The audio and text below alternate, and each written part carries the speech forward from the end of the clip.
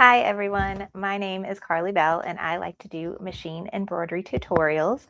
And today we are continuing with our very fun sew along, doing the Kimberbell Star Spangled Beauty Ladder Quilt.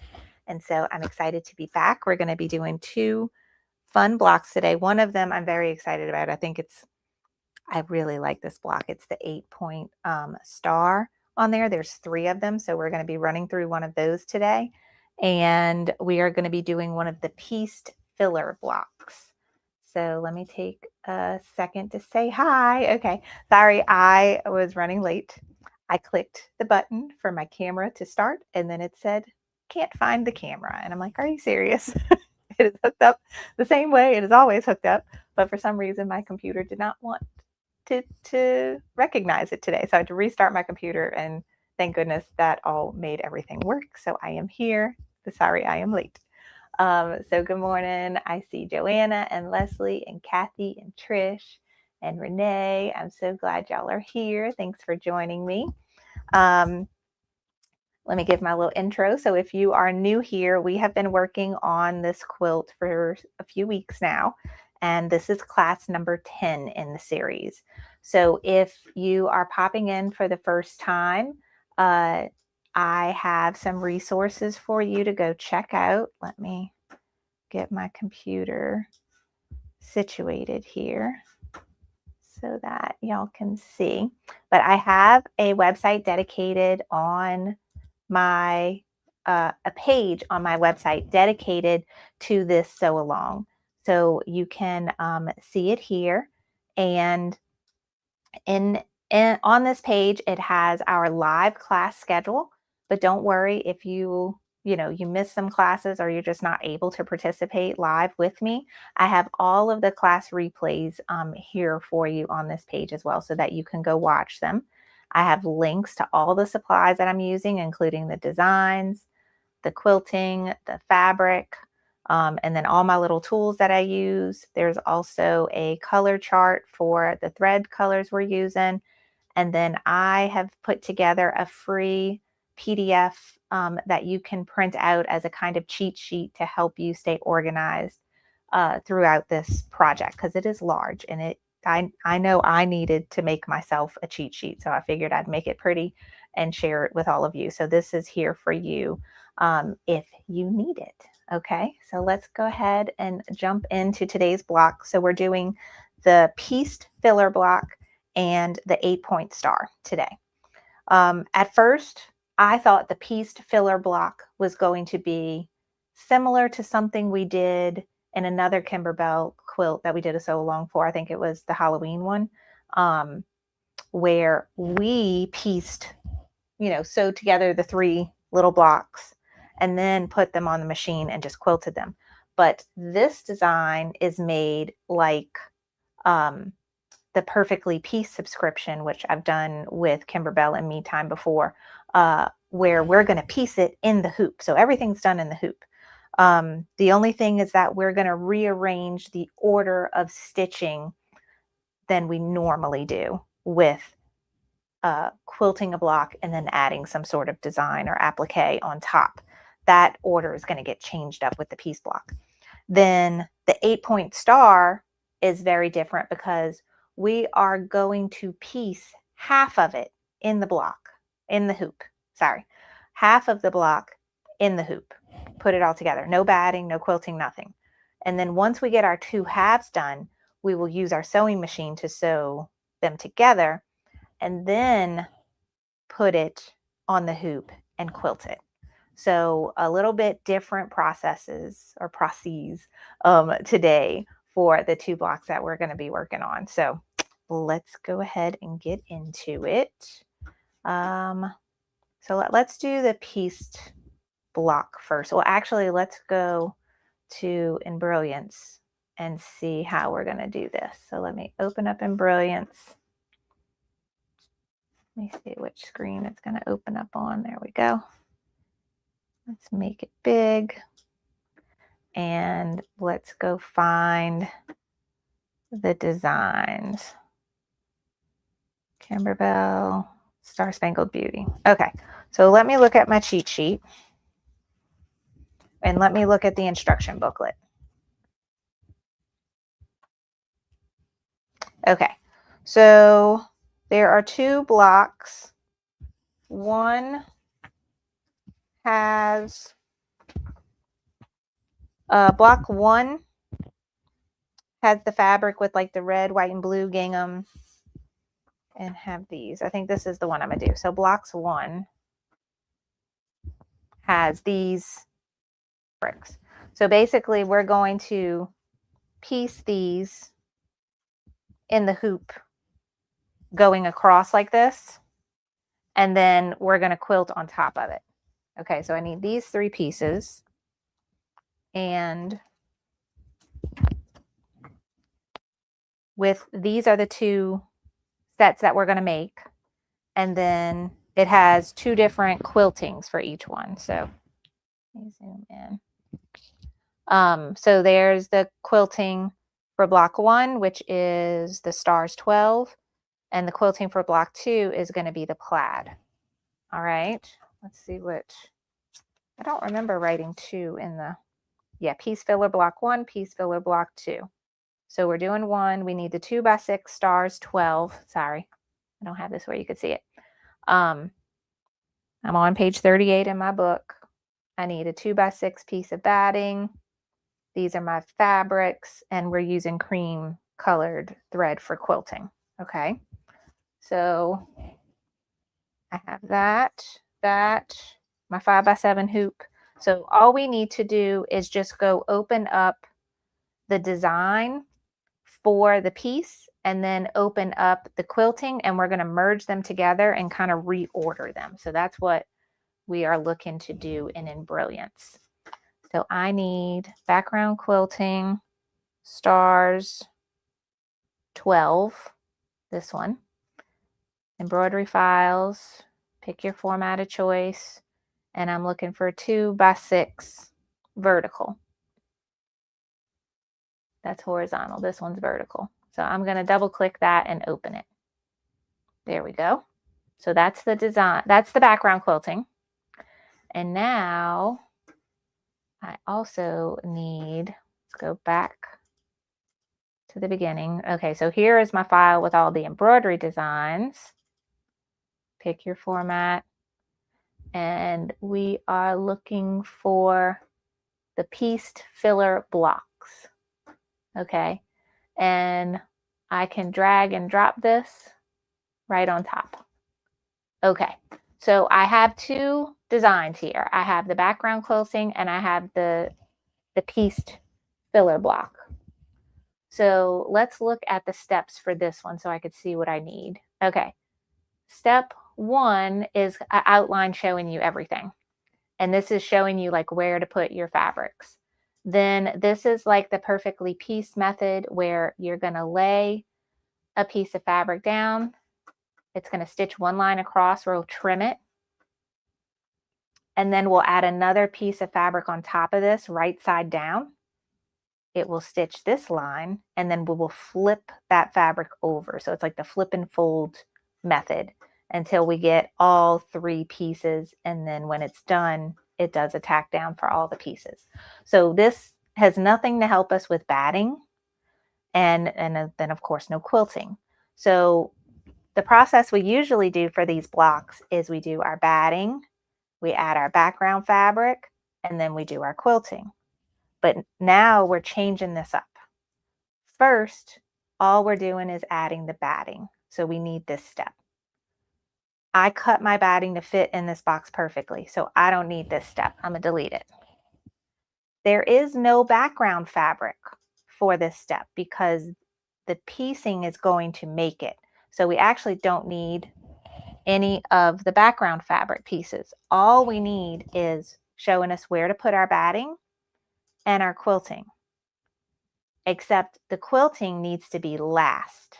So I'm going to highlight this and pull it down and add it to where they got this blue line under the number 2 here and let it go. So now I'm going to double check. So we have our batting placement line. Then on top of that, it's going to stitch the whole placement situation for our fabric. So that's going to stitch right on top of it.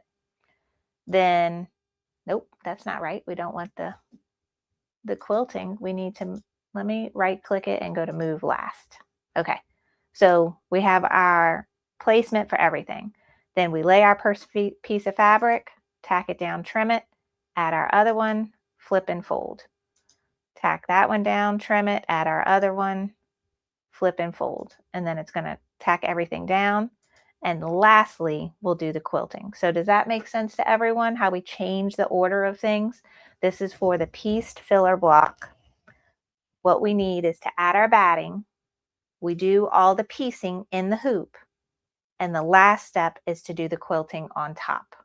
Okay, so you can manipulate this in Brilliance so that you can create it to be the order that you want. And we deleted those steps that we did not need.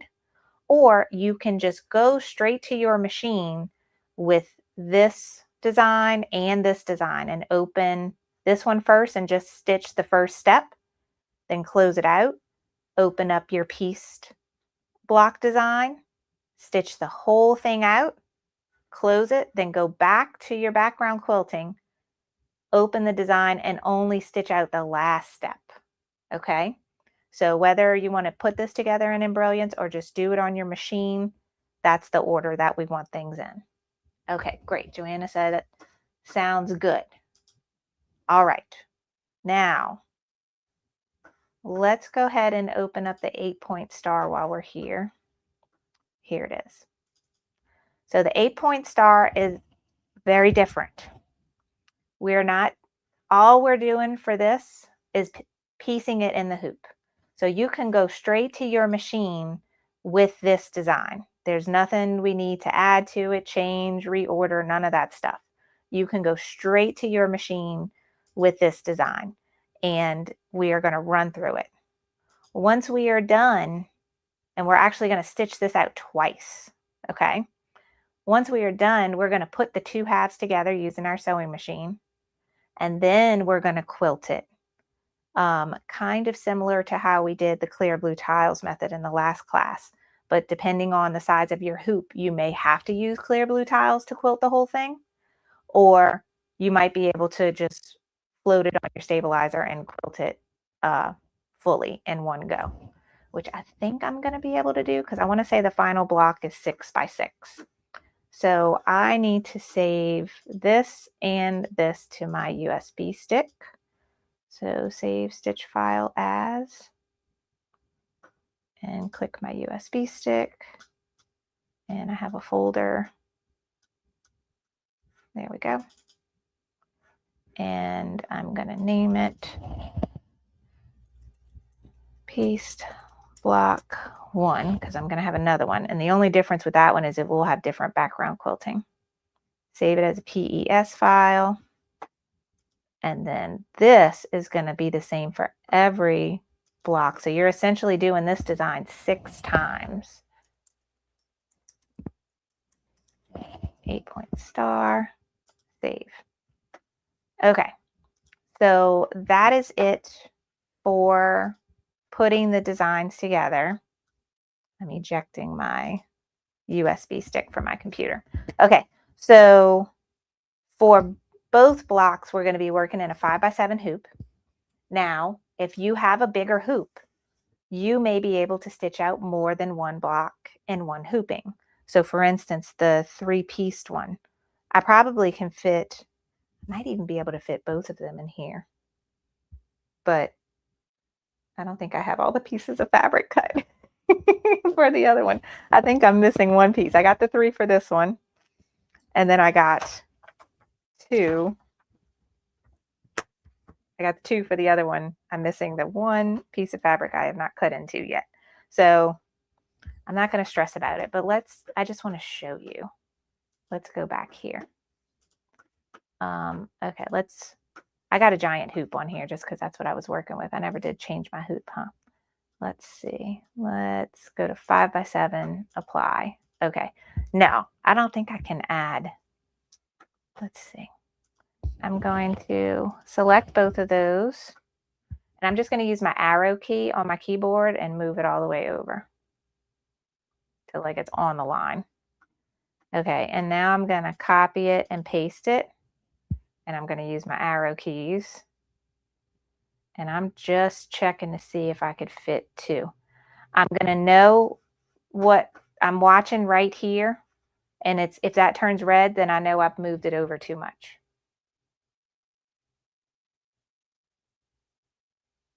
No, something's wrong. It's not turning red. Oh, it's once I get out of it. Okay. So see how it's red now at the bottom? That means it's too big. So let me notch it over. Yeah, there's no way. I can't fit 2 of these in one 5x7 hooping anyway, but let's see if I could do it in a 6x10. Yeah, I think we could in a 6x10. So let me move. Oh, see, I didn't grab everything. Undo, undo, undo.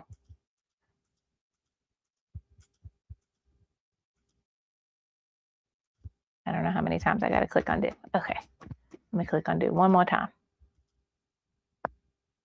All right, everything's selected though. That's good. Okay, now I'm moving that all the way over. And then let me highlight 1 and 2, which is the quilting. Yeah, you can definitely do 2 of them in a 6x10 hoop.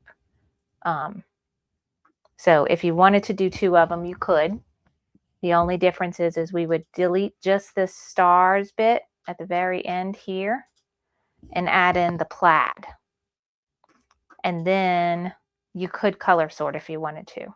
So this is optional. This is if you want to get 2-in-1 hooping, it can be done.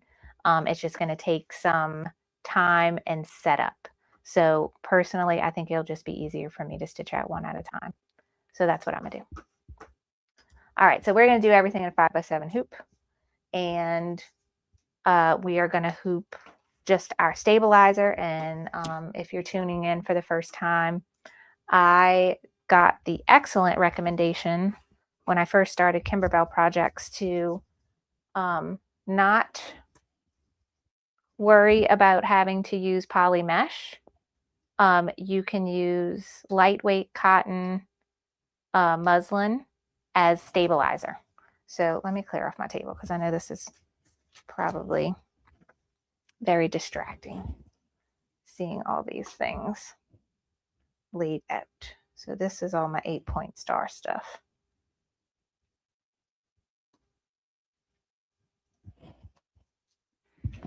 I was making sure I had everything, so that goes in there. That was my envelope for this one. Okay, so we have our 5x7 hoop. I have a strip of stabilizer.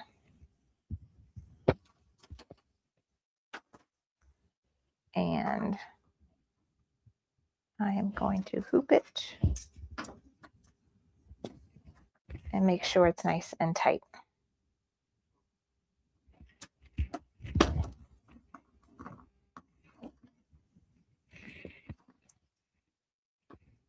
Ooh, Leslie says the 8-point star was fun.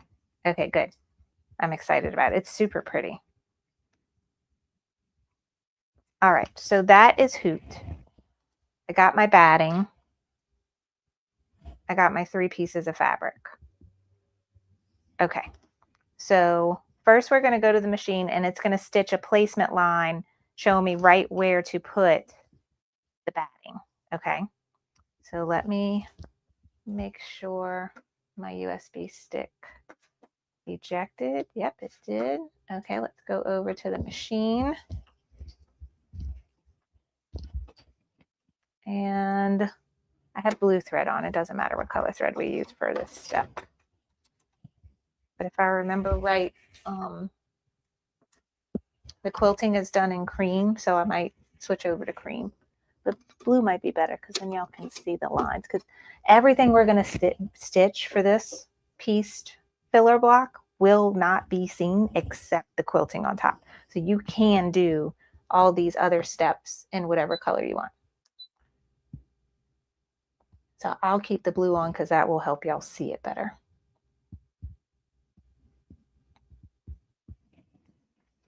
All right, give my machine a second to read the USB stick. And the more things I have on my USB stick, the longer it takes my machine to read it. And that is my own fault because I don't delete things off of it. All right, I clicked my folder. I'm scrolling through. Everything usually ends up at the end. Oop, went too far. Okay, so there's my piece filler block. I'm going to hit set. Okay. And I'm going to, just because I'm moving this way, I'm going to move it so it hits the right side of the hoop. Let me hit okay. There we go. I can move this until it doesn't let me move no more. Okay, so it's just going to stitch on this side. That's only so that when I unhoop, I don't have all this wasted stabilizer. So this is something I do when I work with a strip like this, that if I could move something to the top or over to the side, just so that I have less stabilizer waste, because I'm going to unhoop this and then rehoop and rehoop as I go. All right, so I'm going to hit embroidery. And that's it. I'll lower my presser foot and we are stitching the placement stitch for the batting.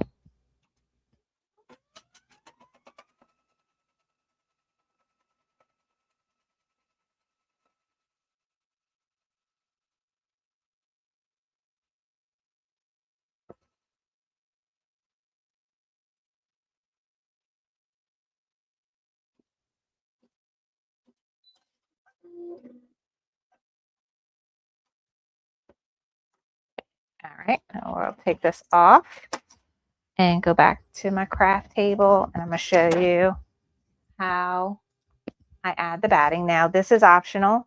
You can just get a large piece of batting and cover this whole thing up, and then you would stitch step number 2, which I deleted, which would tack it down and trim it just like an applique.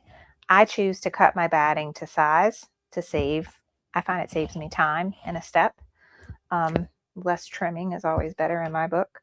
I'm going to use just a simple Elmer's glue stick and put it in this area here to help my batting stay where it should. Now, this next step I'm going to have to watch because this is different than anything we've done so far. It is going to stitch on top of this batting, and I am a little worried because sometimes the presser foot will go and grab it because I did not tack it down. This might have been a situation where I should have tacked it down actually, but it's okay. I can remedy that by doing this. And then I can just pull this up after. This will tear away, no problem. But I think I'll do that just to make sure my presser foot doesn't pull up my batting. So yeah, I think if I thought about this before, I would have done the traditional method of putting the batting, tacking it down, and trimming it for these piece filler blocks. So maybe the next one I'll do that. Okay, so now we're stitching that placement guide to show you where to put all of your pieces. Yeah, it might not have given me trouble. I might have been able to do it without oops, stay right there. My tape did not go. There we go. To the edge enough.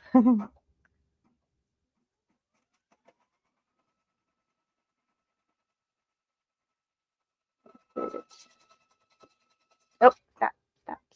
Okay. I went under the tape. Raise that.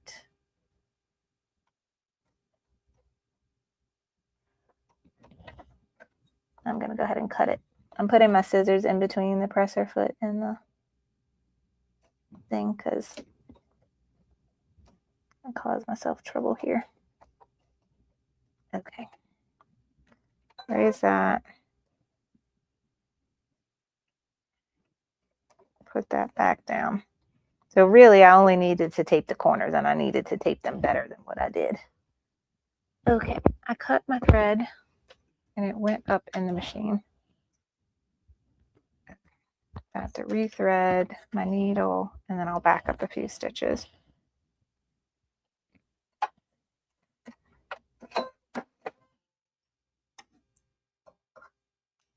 Okay.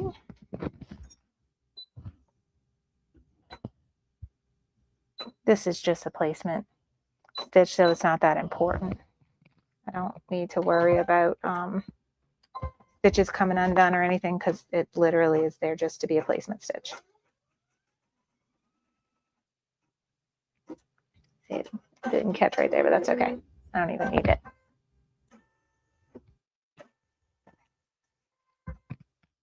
All right, now it's doing an outline stitch.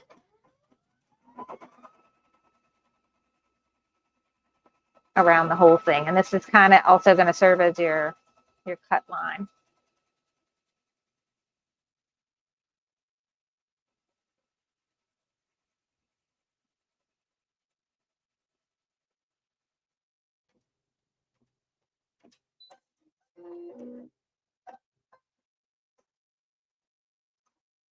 Okay. Yeah, definitely would have done better just cutting the batting bigger. Treating it like an applique for this particular block. All right, so now I can just tear or cut this tape away.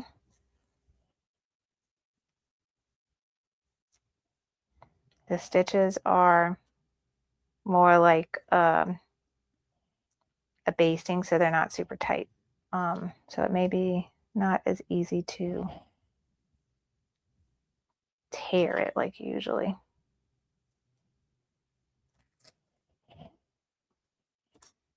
And I really don't even need to worry about this. I'm just getting it off the batting.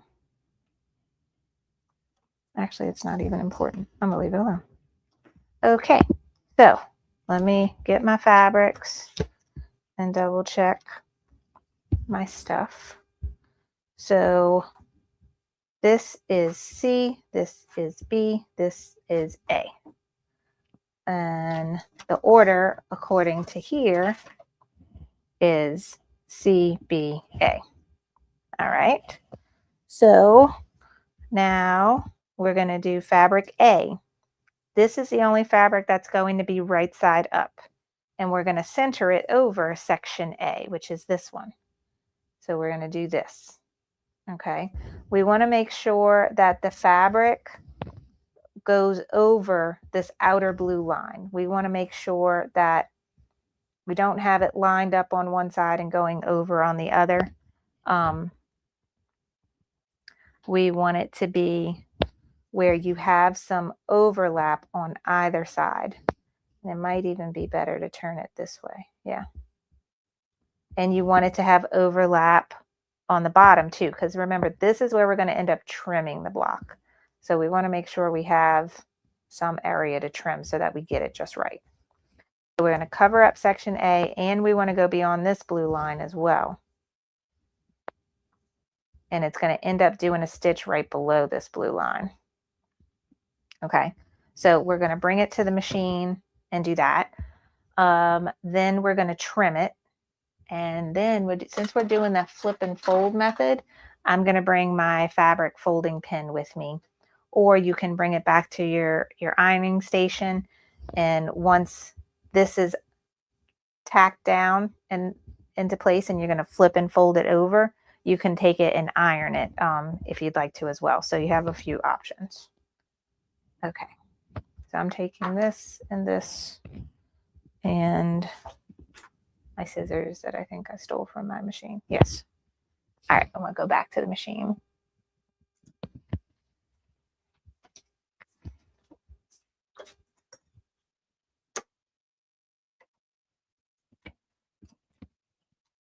Okay. This is B, this is C. This is covered where it should be. And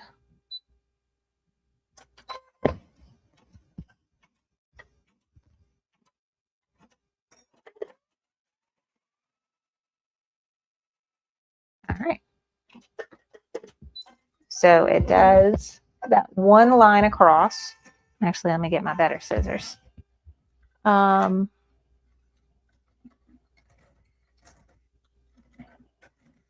and you can trim that one line. But really, it's so little on the other side, it might not even be that necessary. Okay. So you want to trim what's above that line. Okay, now you're going to take fabric B and you're going to turn it right side down. And you are going to place it right on top of this fabric, lining the top with this stitch line and where you just trimmed. That's your placement. So everybody see that? I put it right on top of there. And I lined up the top with that line. Okay. Now it's going to go and stitch another line.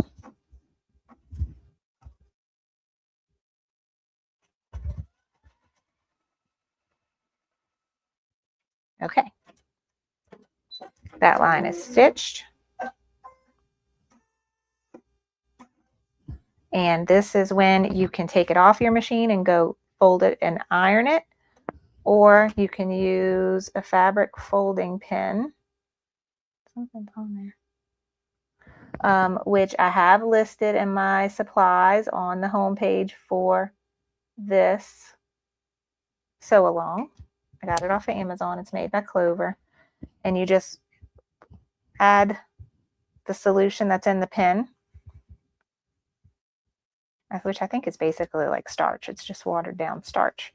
And that's going to help that fold over beautifully, and you don't need to iron it. And it's going to lay nice and flat. And just finger press it and you're good. Now we'll stitch the next step, which is our tack down, and then also we're going to trim it.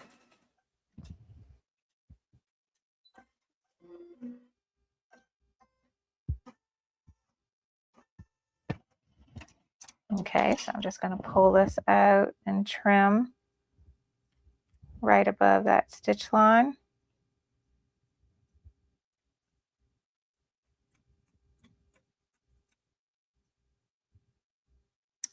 Okay. And we'll take fabric C, right side down, and place it right on top, just like we did the previous one. Okay.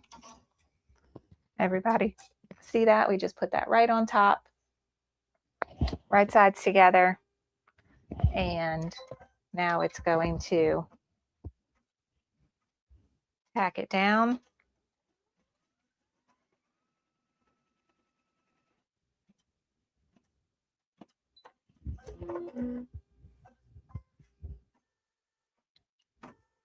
Okay, and then we will take it and use our fabric folding pin or our iron. And flip that over and finger press. Okay, the next step is it's going to do a tack down all the way around. Okay, and for this, I am going to go ahead and switch to the cream thread because I am not the best at keeping a perfect 1/4 inch seam allowance. It's okay in case any of this thread gets seen. It may not be as obvious as the blue. I don't know, maybe that blue would be better.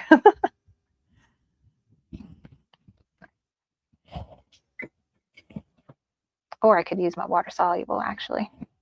I'll stick with the cream.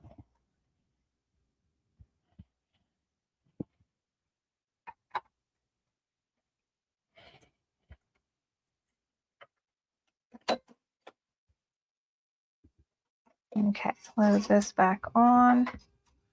I'm going to stand here and watch this with my stiletto to make sure the presser foot doesn't catch like on this piece of fabric right there. I don't want it to catch right there.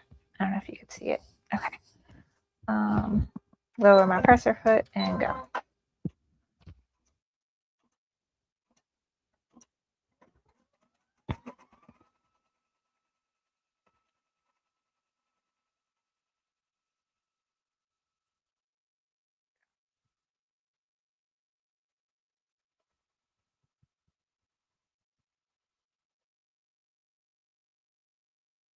All right, so now it's all tacked down.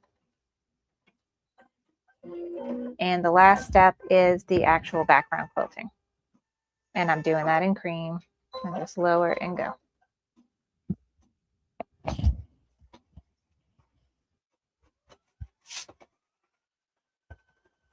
This is focusing.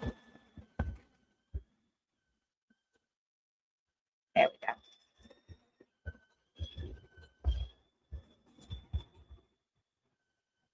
All right, so let that stitch out. Good morning, Jenny.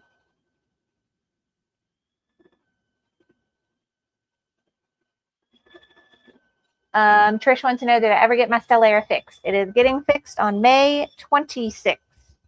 I have a guy coming to my house and servicing a few of my machines, so I'm excited about that. And I will be asking him all the questions, and I will even ask if I can video him. We're going to see what he says. But I'm definitely going to get as much information as I can from him, for not only for myself for future, but to share with all of y'all, because I know maintaining our machines are super important, and we want to do what's best for our very large investment that we have put into these machines. We need to take care of them. So yeah, I will let y'all know all about it.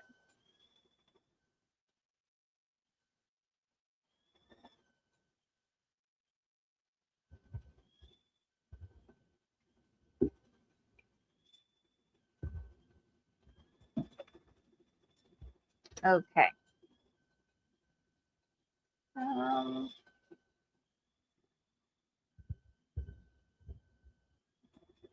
So that's not going to take very long at all to stitch. Any questions about anything while I'm at my computer and I can see your comments? Let me know.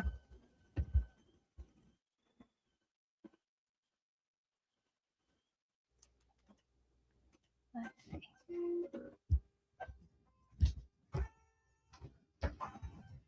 All right, that is all done. That was quick. Okay, now we're going to move on to the 8-point star. And I think this one's going to go quick too. All right, so this one's ready to go. It's already been pieced with the batting underneath and then quilted on top. So that is done. So we're going to unhoop this and just move down, and then we'll start the 8-point star.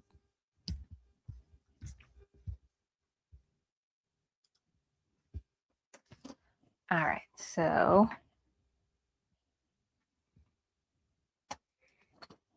and now you see why I shifted it over, because this is what I'm going to do. And just move this.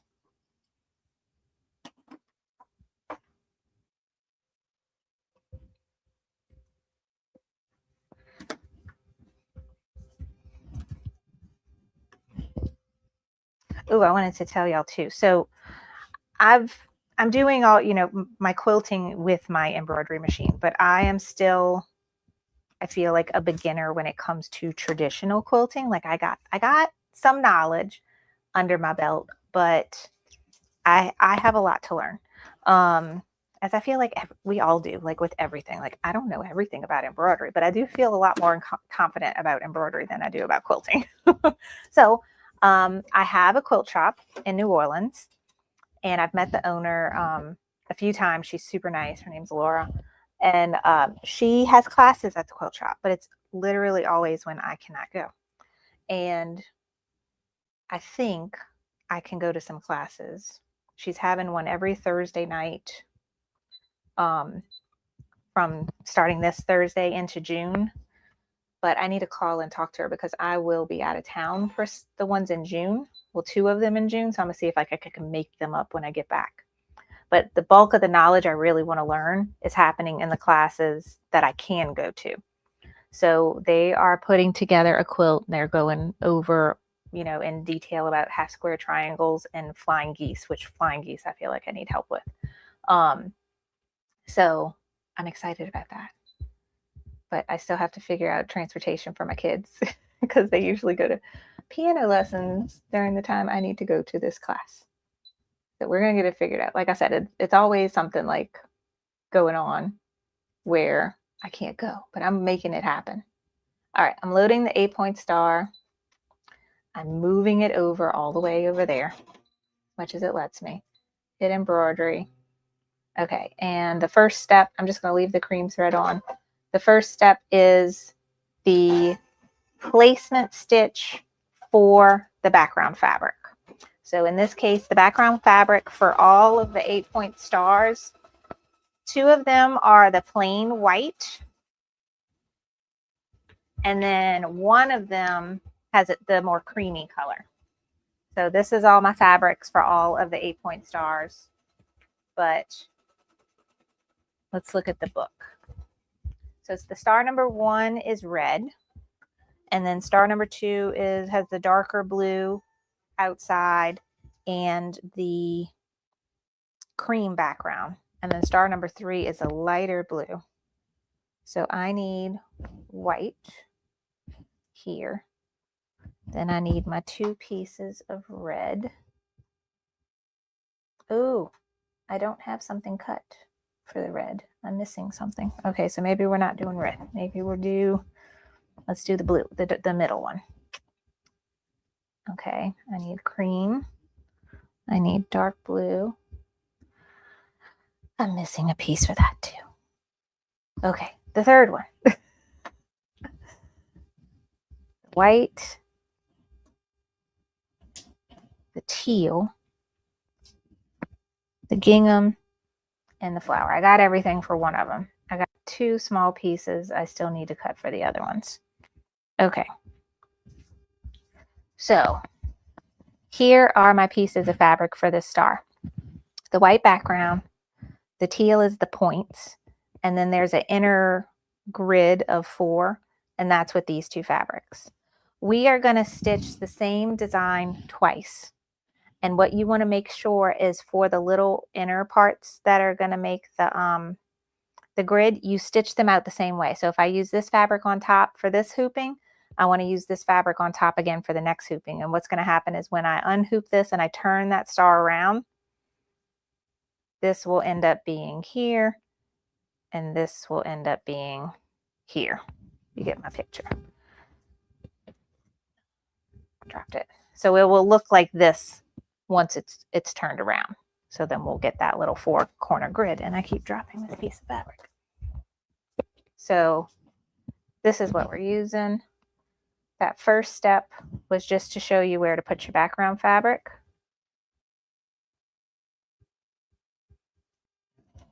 So we're going to do that.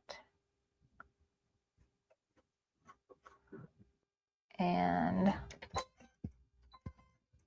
let that tack down.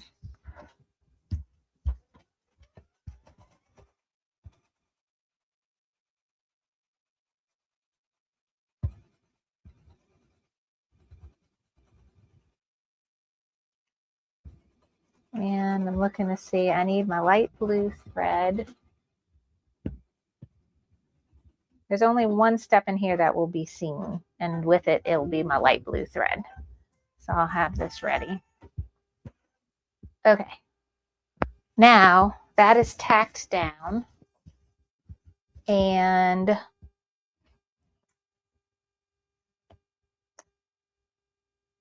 do not trim the background fabric. Then we're going to stitch the template. Okay, and we're going to do something similar to what we did with the piece block.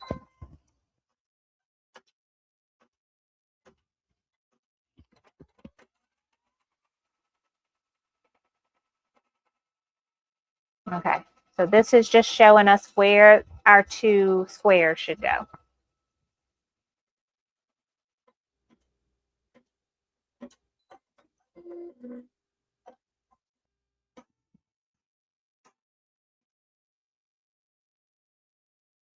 Okay, so we have 2 squares.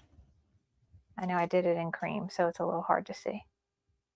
Let me see. If I turn off the light.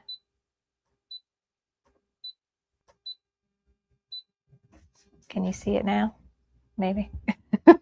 I'll do the next one I'll do in the blue thread so you can see it better. But I have 2 square placement lines there. I'm going to take whatever fabric I'm going to use for my top. And if I do it like the actual picture, I'm going to use the flower one on top. Okay, so let's switch. So I'm gonna do them like this. Actually, I don't think it matters, but I'll do the flower one on top. And I'm covering that first placement stitch just like we did in the pieced blocks, right side up.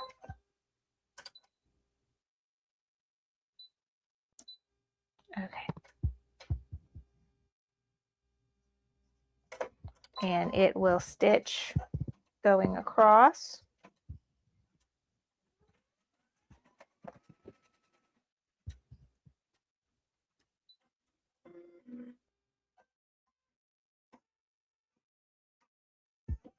And we're kind of heading the opposite direction that we did with the piece block, but we're going to trim that one now.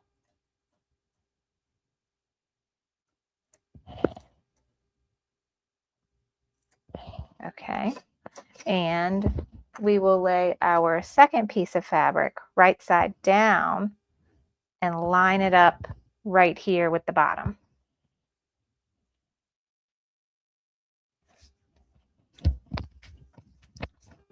Okay.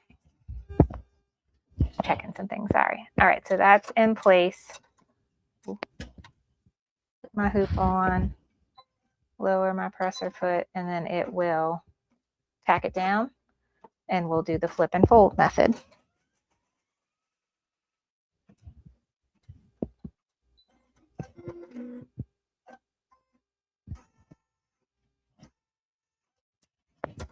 Okay, I'll pull this off and use my little pin and fold this over, and we're finger pressing.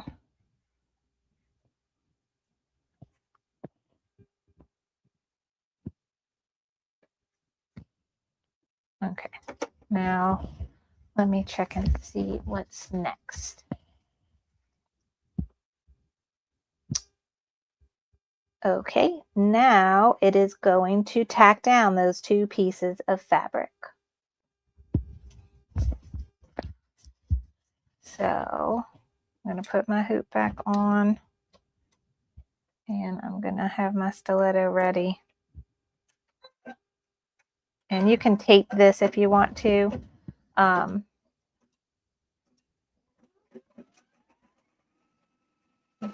I think this is good enough.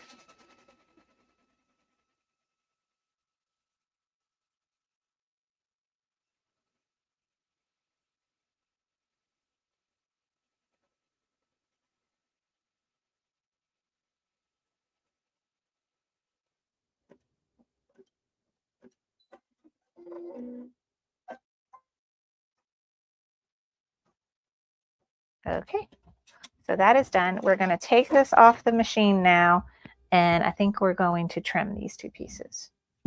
Let me take my good scissors with me.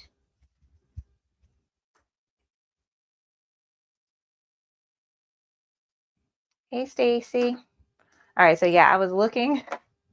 I got, let's see, this one needs this. I'm missing the darker blue fabric. That's this color here for this 8-point star. And then I'm missing the white fabric with the red detail for this 8-point star. So I still need some more fabric I need to go cut. So let me put this out the way. So if you have not cut and prepped all your fabric yet, don't worry, I haven't either. All right, now that we have pieced these two pieces, oh, sorry if this is confusing to you, but this is what we're working on right now. We have pieced those two in the hoop, and we have a stitch line going all the way around, and we're going to trim this just like an applique.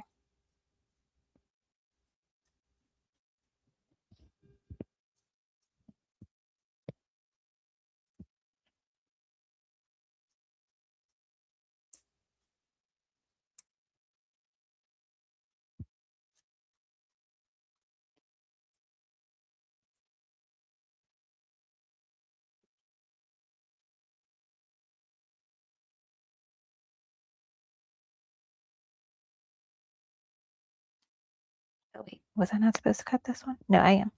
Okay.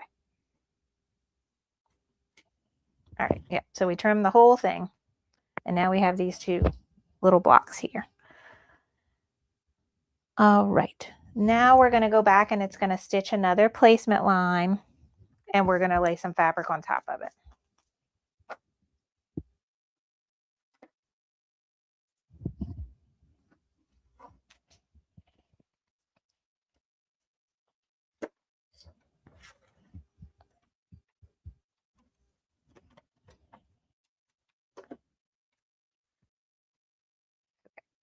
And I'm going to go ahead and switch now to my blue thread so y'all can see it better, and I'm going to need it in a second anyway.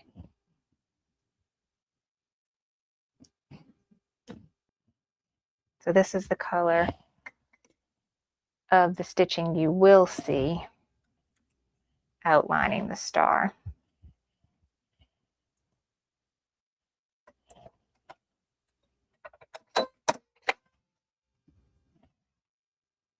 Okay, lower and go.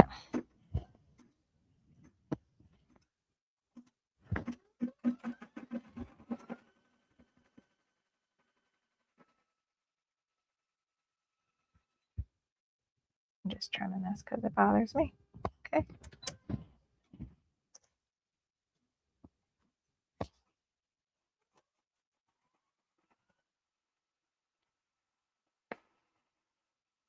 I feel like having the light back on would be helpful now.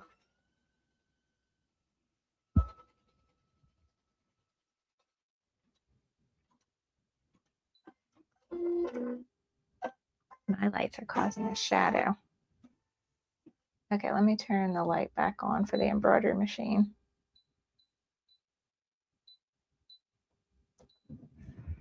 That's better. Okay. And what we have done is stitched an outline of the stars. And basically we are appliquing all of those stars at those points at one time with this one big piece of fabric. So this bit is not like traditional piecing at all. This is us kind of cheating and appliquing those points in. And then the raw edges of the fabric is going to be hidden by this pretty motif stitch that separates all the pieces.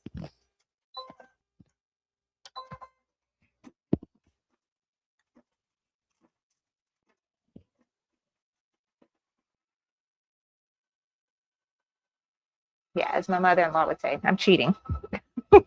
She says, quilting with my embroidery machine is cheating, but I'm okay with it. I'm going to go learn how to really quilt at my classes that I'm going to on Thursday.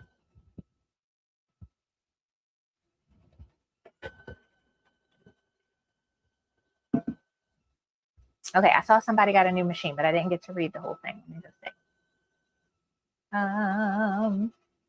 Ooh, yay. So 100 Proof Stitching says she traded in her machine with a small hoop for an embroidery only Stellaire, and it is a learning curve. Oh, I'm so excited for you. That is awesome. I have the Stellaire. I have the one that's a combo that's sewing and embroidery, but it is an amazing machine. You are going to love it. It has so many bells and whistles. There are things on that machine that I have not even touched yet that I know it can do, and I just haven't played with it. So I'm very excited for you. All right, so we have stitched the, can you see over here the stars? So I am going to trim this to where literally all we see is what's in these triangles is left. Everything else is going to get cut away. And that's going to give us the look of the 8-point star.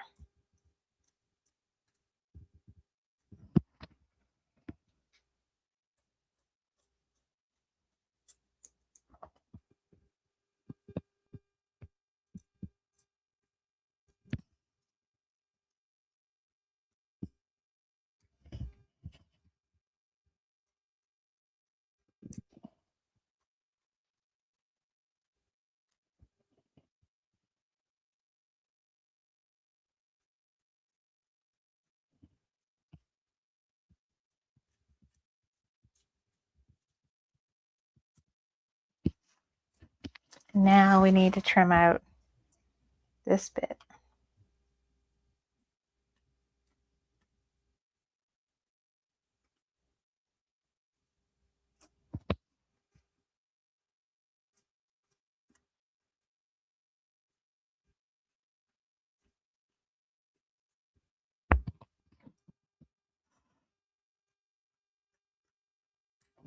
Okay, so do you see it?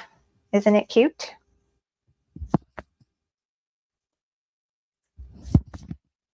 All right, so I'm just gonna clean up little scragglers I have. And now what's gonna happen is it's gonna go do this motif run around everything, and it's gonna cover up any raw edges. This piece, this part right here is pieced nicely, but we still got raw edge all along here where these teal little triangles are.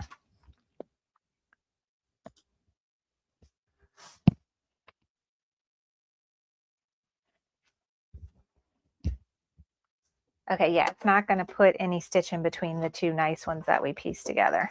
It's just going to cover up the raw edge of the triangle points. Okay, got my blue thread and let that stitch. And while that's stitching, I can check the comments.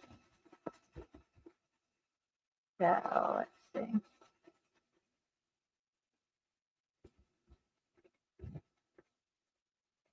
Yay. So Stacy says she's last full week of school. It's nuts around here. I know my kids, their last full week is next week, and they cannot wait. And I cannot wait to not wake up at 5:40 in the morning every day. I'm very excited about that.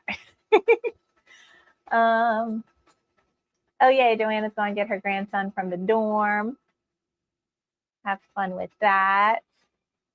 Okay, 100% proof stitching. 100 proof stitching. That's who just got the Stellar. She says, it is my FAF that was different. And I also had their embroidery software, and I changed that to Embrilliance at Christmas. My biggest problem is I am broke to buy any projects now. I totally feel you on that.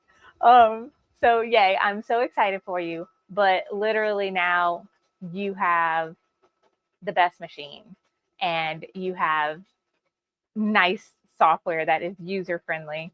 I have tutorials on Embrilliance if you ever need help with it. And then I have free ones on my YouTube channel. And then I have a full course, online course that teaches you all the ins and outs of Essentials. And then I have another course on Enthusiast. So if you're ever looking for something like that, let me know. I can help you.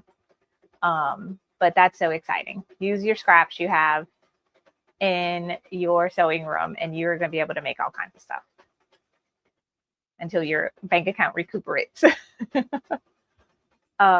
Leslie says, I think embroidery is way more fun than quilting. I agree with you. I do love the look of quilting though. So I want to learn it. I want to make something. Yeah, Linda has a great thing. She says, practice using your stash and use free designs online. Definitely. There are tons of free designs. Some of even my favorite digitizers have a whole free section on their website, like Creative Appliques, Designs by Juju, Applique Alley. I used the last course I just taught on Enthusiast. I tried to go and use all their free designs as examples when I was doing lessons with the design, showing how to manipulate them and stuff. I tried to make it a point this go round to use all the free designs, so then people could follow along easier and use the same exact design I was playing with. But yeah, there's so many free designs out there. And I think they have a Facebook group dedicated to free embroidery designs as well. And they post every day things they find. Okay, so that first part of the 8-point star is done. And so now we're just going to go rehoop and restitch that whole thing over again. Nope, wrong camera. Oop. This one. All right, so there's half of our 8-point star. And I'm just going to slide on down. And it says do not trim any of this for now. We're going to trim that when it's time to actually trim it after we quilt it. So let me make sure I'm not going to grab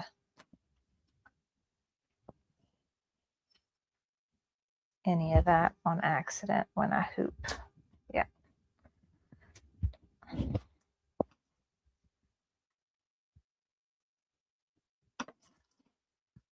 Okay, so now I have rehooped and I'm going to stitch this again right here.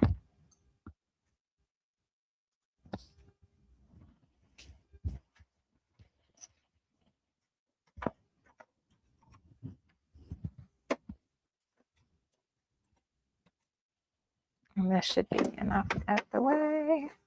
All right, so my design, I've just started over from the beginning.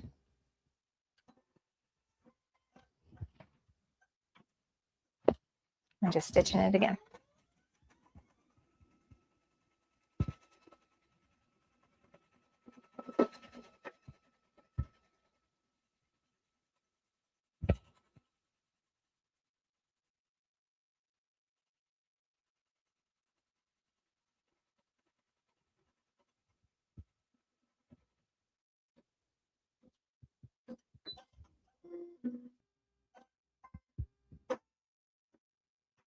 Okay, and then I'm laying down my white fabric.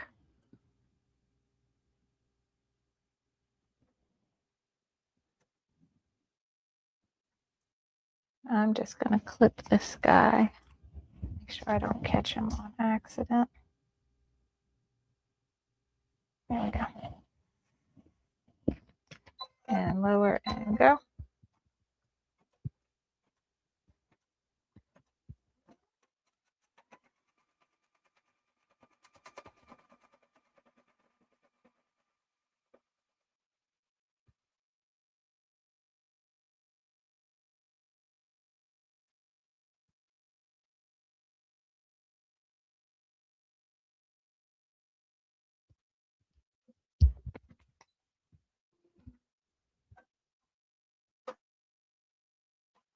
All right, and then it's going to stitch the placement for the two little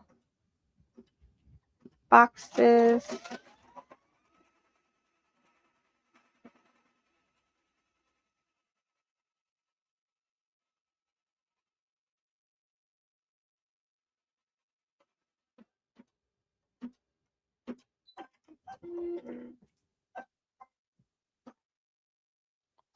And then we'll cover the top box with the light blue floral fabric,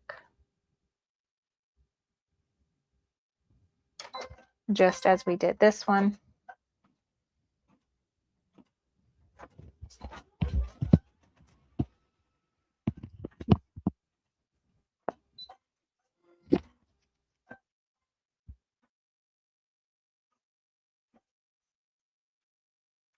Okay, and if you got a little bit, you can trim.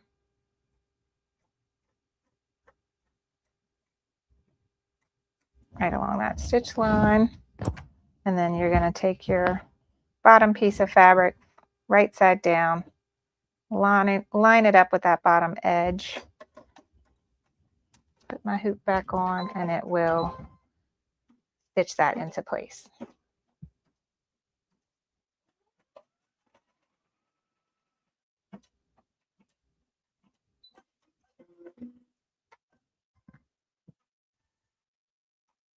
And then we'll do, oops, the flip and fold using my fabric folding pin.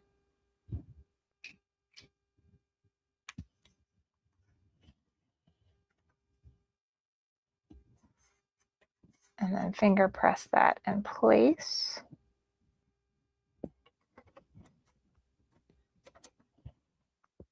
And you can either tape this, or I'm just going to hold it with my stiletto.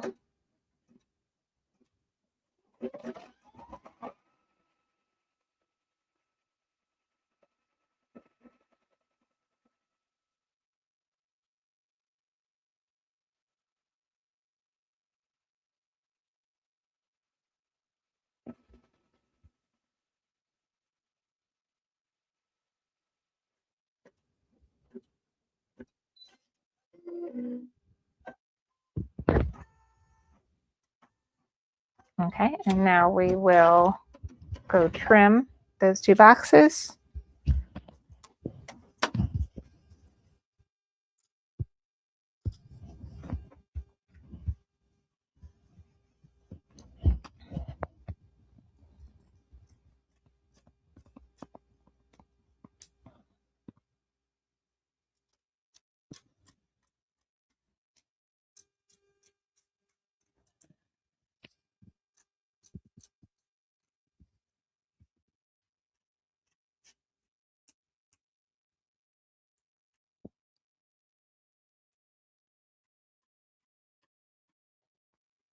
Okay, I got those trimmed.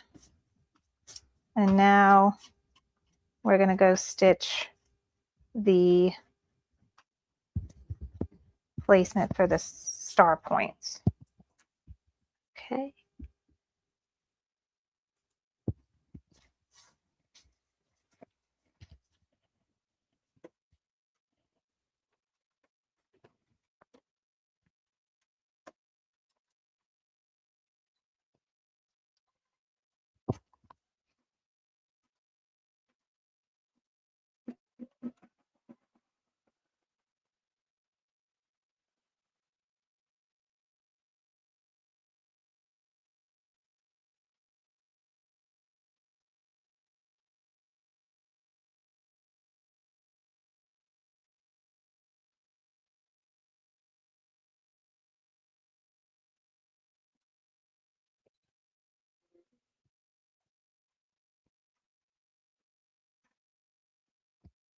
Okay, and now I will place my teal fabric, make sure it covers up all those points. And now it will tack it down.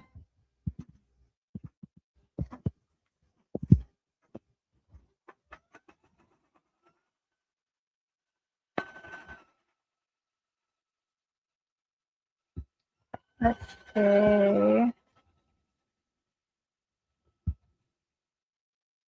Brenda, okay, so I'm looking at Brenda. So she says she taught herself to quilt by watching YouTube channels. I am similar. Like everything I know about quilting is from watching videos or just talking to y'all, like Joanna and other and you yourself and other experienced quilters. Y'all have given me some great pointers just while we were talking live. But I do want to go pick their brains. The Laura, the shop owner, I just want to go pick her brain. It's basically what I want to do, and get to hang out with other people in person. So I'm excited about it. Okay, so that is done stitching, and now I'm just going to go trim it.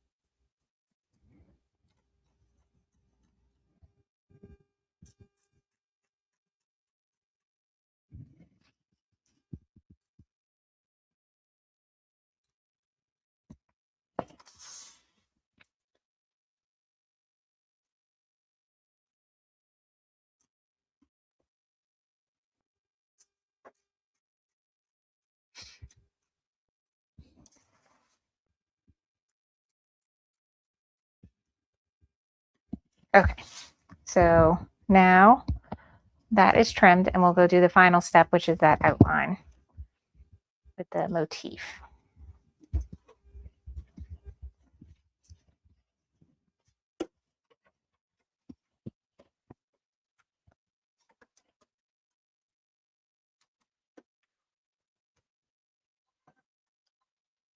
Okay, and while that's stitching, I can check the comments. Okay, so 100 Proof Stitching says, I've been playing with the designs and I re-downloaded any designs I bought that I wasn't able to convert myself from VP3 to PES. The machine does come with a lot of designs, yes. Linda asks, are there programs that can convert formats to others? I'm sure there are, Linda, but that's one of the things I use in Brilliance for. Because I already have it. And if I have a design where I don't really need to edit anything, but I just need to change the format, I can open it in Brilliance and then just save it as a different format. But they may have some other programs out there that are more dedicated just to converting. Yeah, you know, I was like, tell me what you need to know. I help you. You've helped me a lot. I think it's more of a like, I just want to go in person and have an excuse to get out the house. I think that's probably it more than anything. And I'd like to see hands-on the flying geese, because I have a quilt that is all flying geese pattern, and I've kind of put it on hold because I'm nervous about it. Let's see. And Brilliance did most of them. There were a few she had issues with, so she went back to the site and downloaded it, and didn't cost her anything. That's good.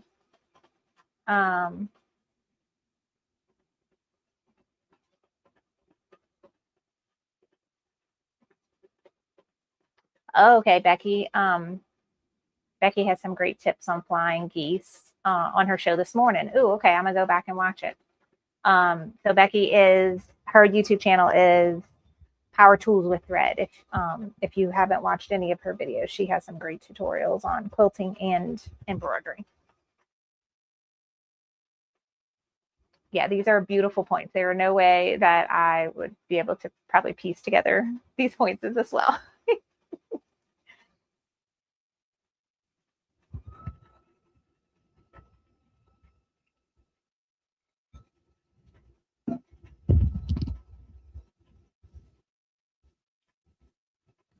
So I'm just thinking, I got my Juki back, but it's not really set up in a place where I can show you on camera showing these things together. I might be able to move it, but you won't, the camera will show you a top view. You really won't see much. But I do want to piece these together so that we can move on to the quilting step.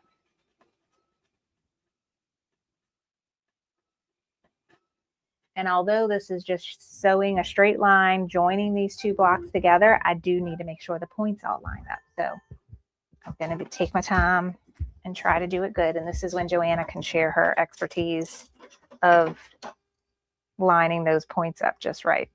Okay, so we got our blocks. Everything is done except the final quilting. So now we're gonna take this out.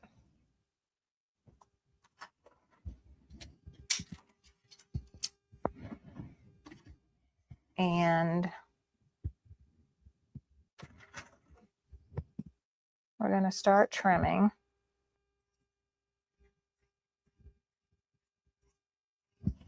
Okay, so this will be leftover stabilizer for next class.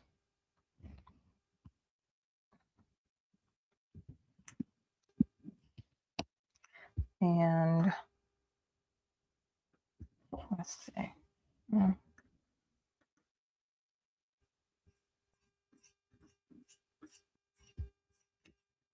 So I'm just separating things.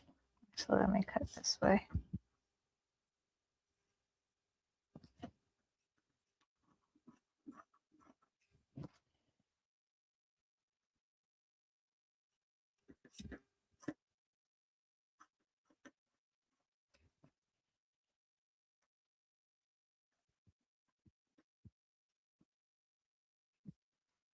Okay, so let's continue with these. All right, we are not cutting or trimming anything on the 3 outer edges. We are only trimming here.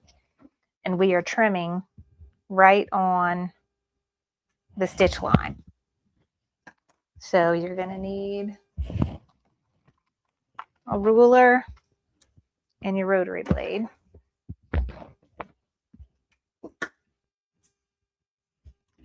And let me double check my instructions.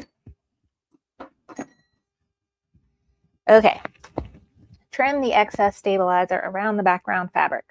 Using the background fabric tack down line stitched in machine step 2 as a guide, trim the left side only of each half block. Repeat the embroidery and trimming instructions with the same fabrics and thread colors to make the second half of the block.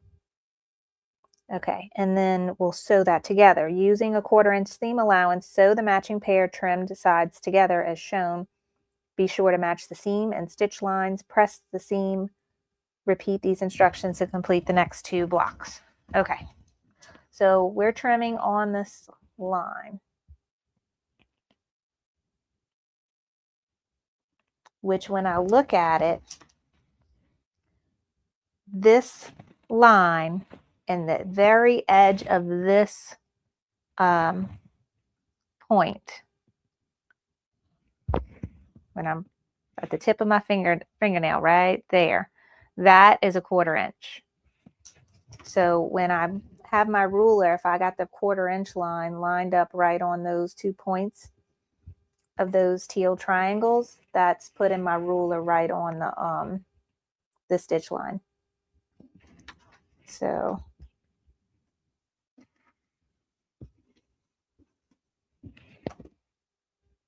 I know Joanna told me I need to change my rotary blade. I have not done it yet. So I'm taking my time, pressing good. Okay, so this one's done. That one's done. Now I need to do this one.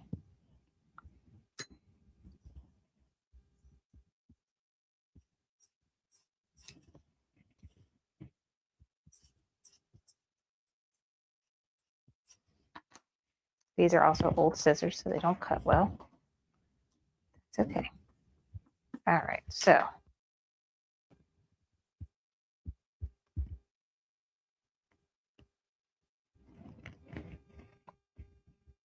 making sure that looks good.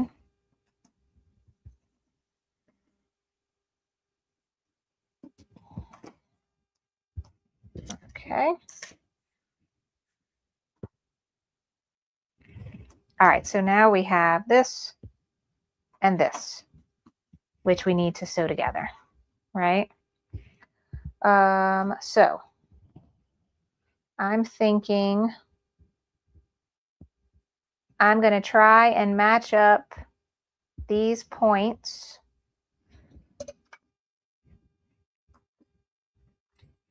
my pins.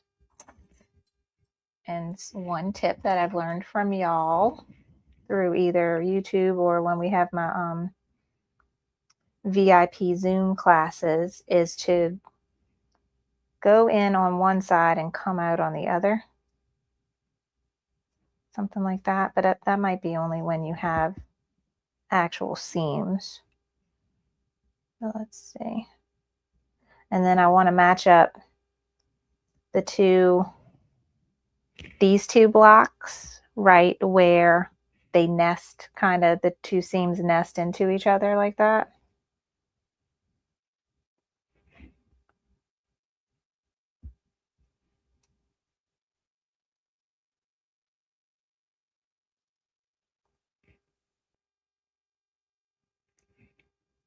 And then this one.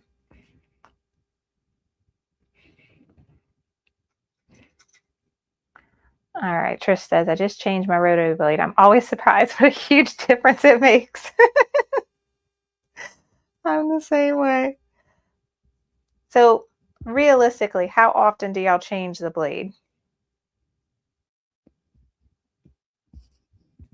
Because like, honestly, I can't remember. I remember talking about it in a video, but I don't remember which video it was. I saw how long ago it was.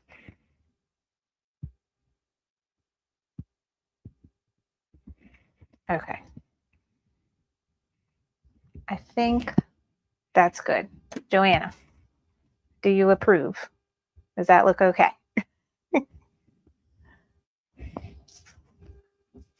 Trish, how does this look?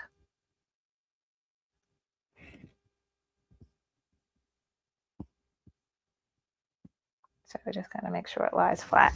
All right, I'm going to try to put my Juki right here. Let's see how that goes.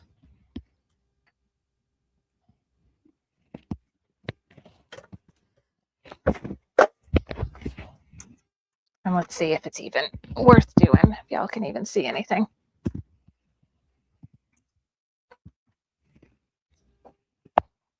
Me too. I need to move this other mat because it's not sitting flush.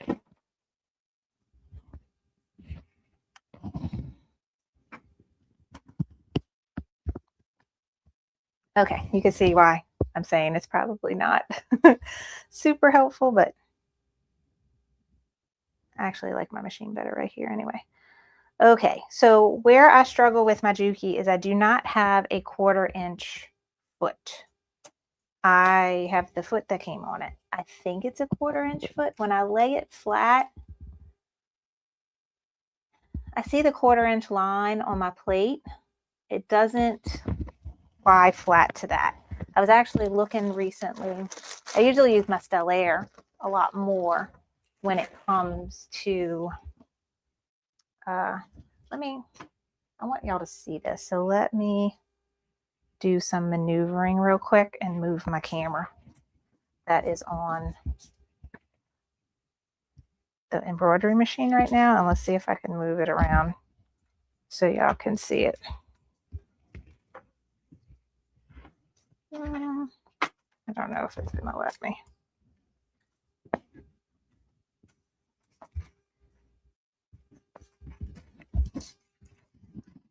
Okay. And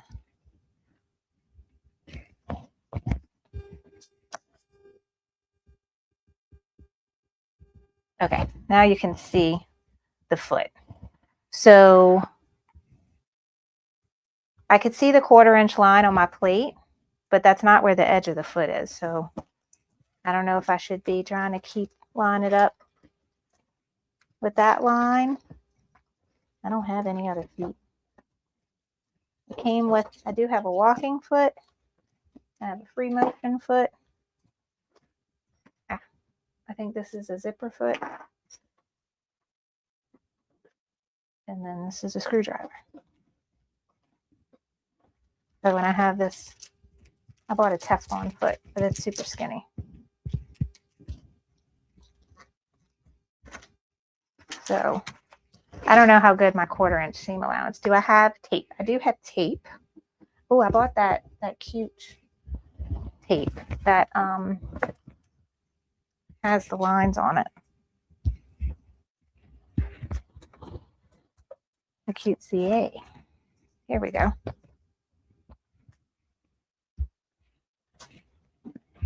So I have this tape.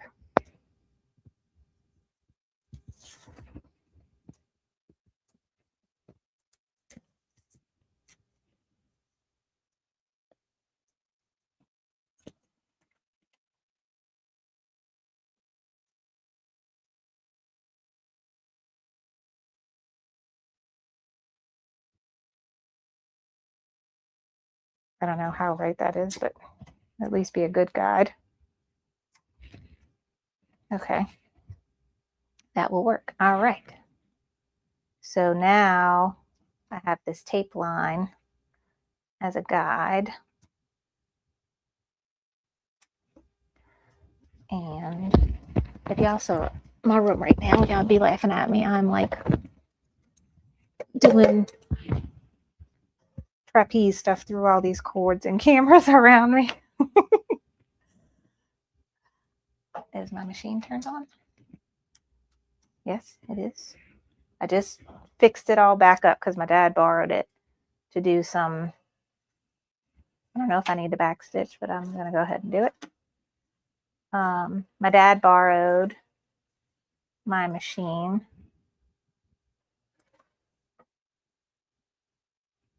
to sew some awning for his boat. So it was all set up with the industrial stuff. And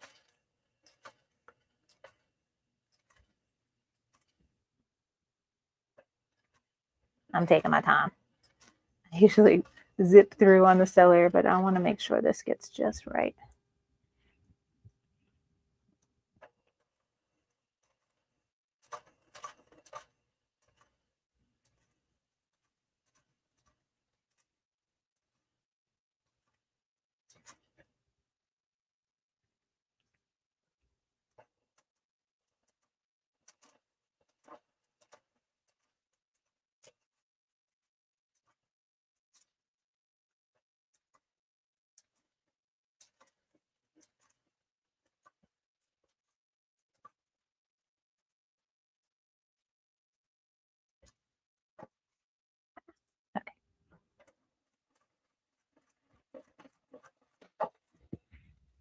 Okay. Keep your fingers crossed. Hold your breath. Not bad. How's that look? Not bad. I feel like maybe those could have been tiny bit. No, it's not bad at all. Maybe this is not super perfect, but I'm happy with it. So what do you think? All right, so that is done. Now, let me move things back. And, okay, move this camera out the way.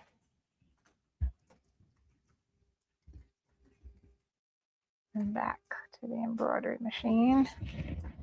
Now,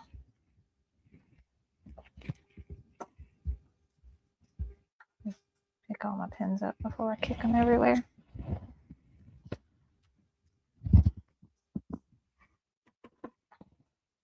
Okay, Juki's picked up, iron on, mat on top. Okay, so now we got that. You're gonna need a quilt clapper because this has a thick seam down the middle. All right. So, waiting for this guy to warm up. I'm gonna go ahead and this is a thick seam here. So remember we got several pieces of fabric and all those pieces are interfaced. So right here in the middle is going to be your biggest bulk. So steam, press,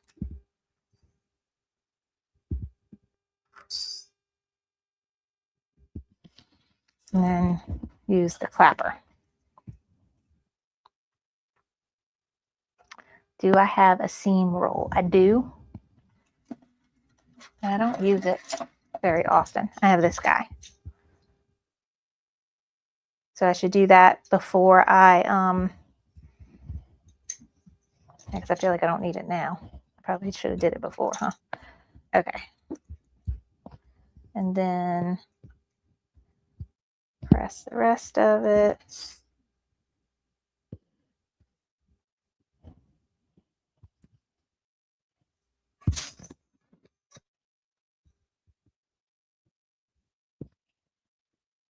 Yeah, it looks pretty.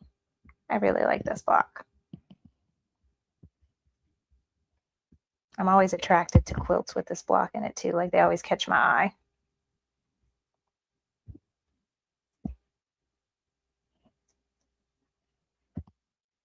Okay, so now that this is pressed and good, we can quilt it on the embroidery machine. Okay. All right. Trish says not that. It's a rounded piece usually with wool so on it so you can really open up the seams. No, I don't have that.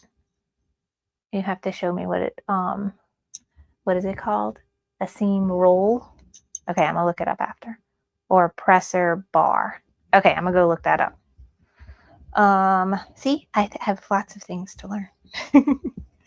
Okay, so this is done. Let me pick up my Juki mess. I love this bag. So look at this, how cute. I embroidered this and it's all fringe embroidery. Isn't that cute? I did this like years and years ago on a bag when I first got my Persona. The design is from Creative Fabrica. That's all I remember where it was from. But I love it. It's so cute. But I made that my Juki bag, so all my Juki supplies are in there. Okay. We still need to trim that guy, but I'll wait and do that after. Let's get this going. Okay. If I remember correctly, this block is 6 by 6. So here's the paper.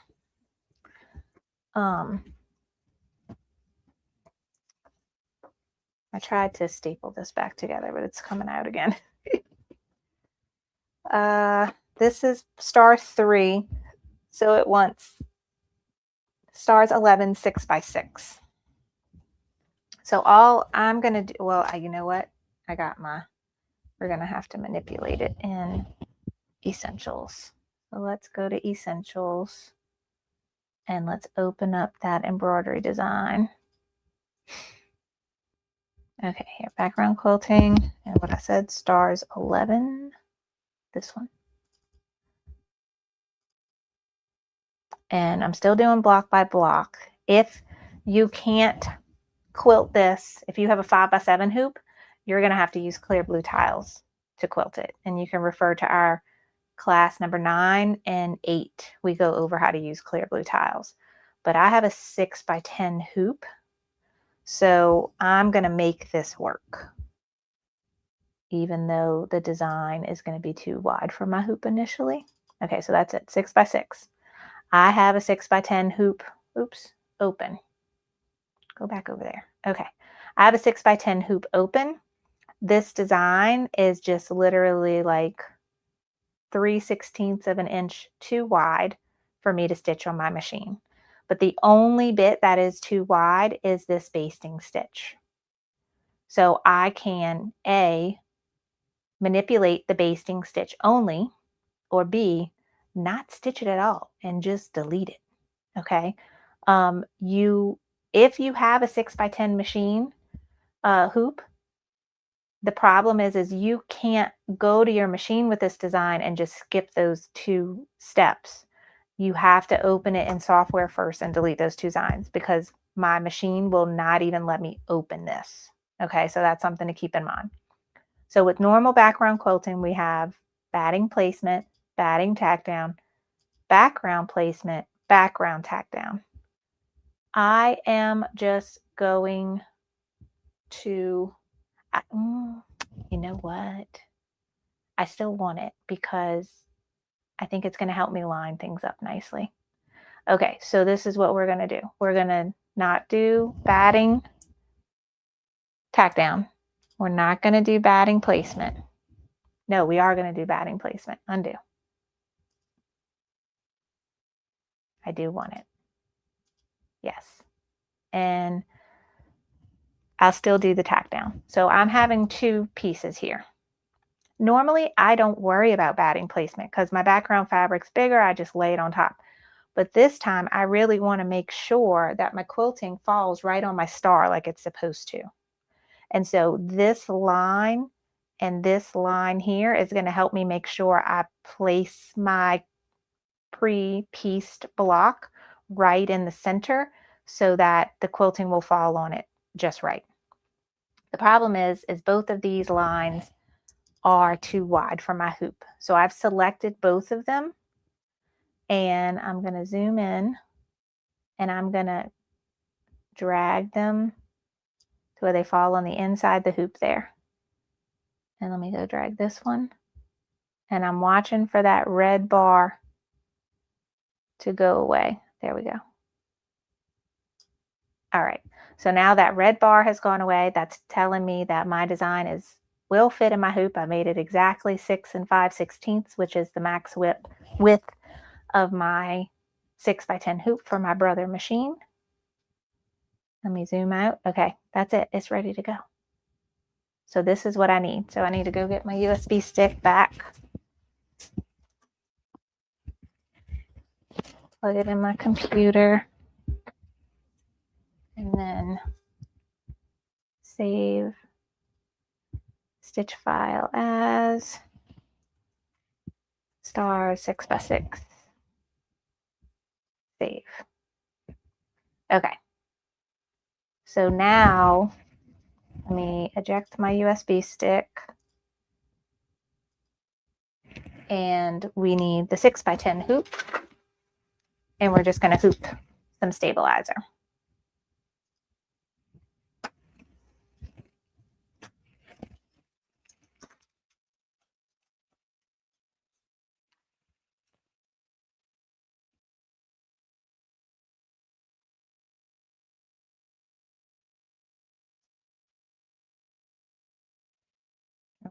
this direction.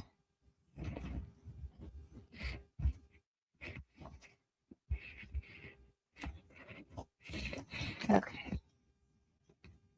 And so got this hooped,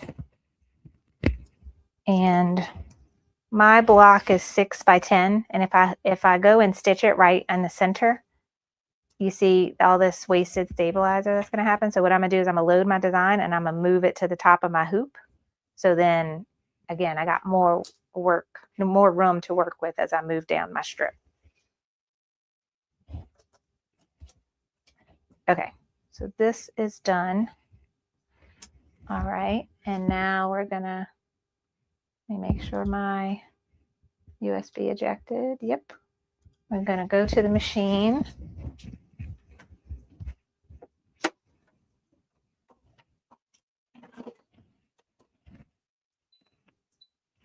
And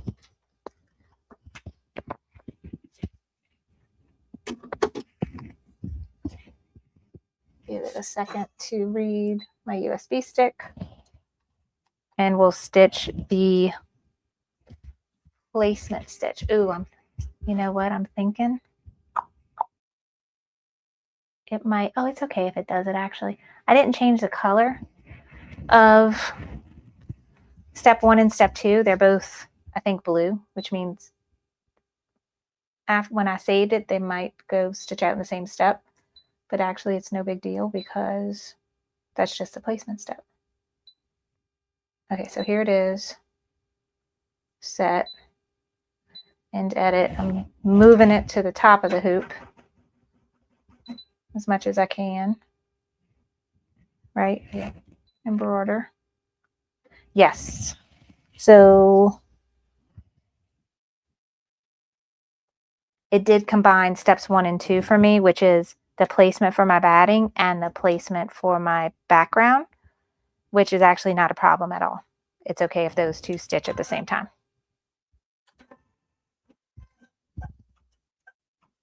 That's actually better. Yeah. I didn't think about it though when I was saving my design. Usually you got to watch with Embrilliance, because if you manipulate and change order of things or whatever, and you have 2 steps back to back that are the same thread color in the software, once you save it and send it to your machine, it will combine those 2 steps to stitch out at the same time. So your machine will not pause, even though you had them as separate steps in the software. So now it's the placement for the block.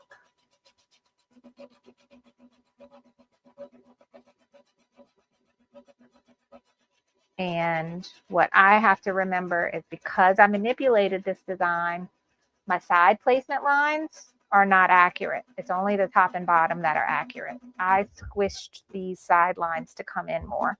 So there is a 1/4 inch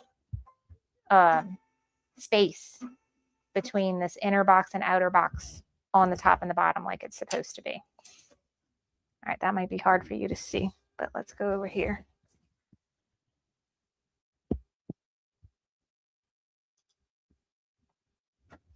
Okay. Again, a little hard to see, but I have an inner box and an outer box. And I am going to add some glue to the inner.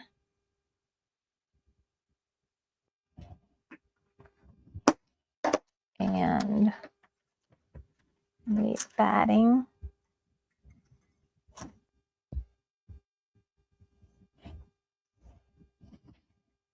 And my batting will fit in there just right.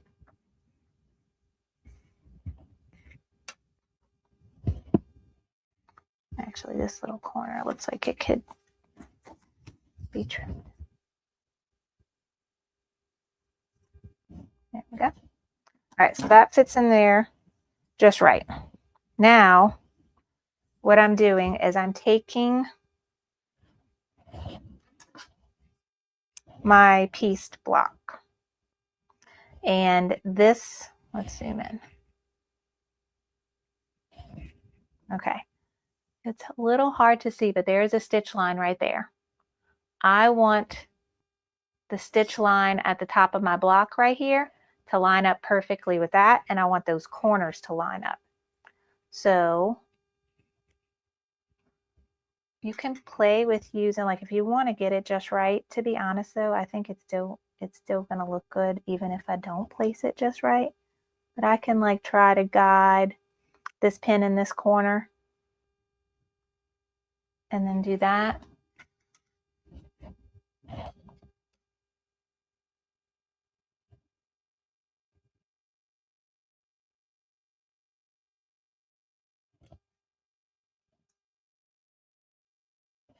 Something like that. So that's telling me I got those two corners lined right up, and that line is at the top of that one. And I can do the same for the bottom. Actually, no, the corners are not right because I moved the corners in. It's really just the top line. Like if I go in this corner, it's actually going to go a little bit outside of this. More like right there. So I'm just going to eyeball it.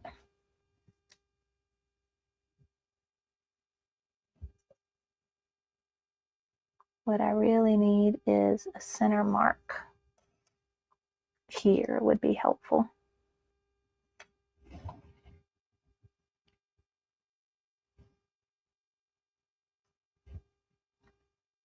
But I think that's good. So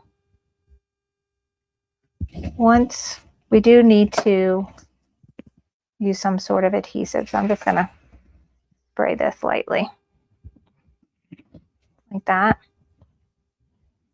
So now what's going to happen is we are going to put this on the machine. It's going to base this down, and that's also going to tell us if I placed it right, right on top the batting and the design, which I could kind of feel around my batting too and feel that it looks nice and centered. And after the basting, then it will do the quilting right on top of this. All right, so I'm going to take these pins out. I think this is all good. And bring this back to the machine.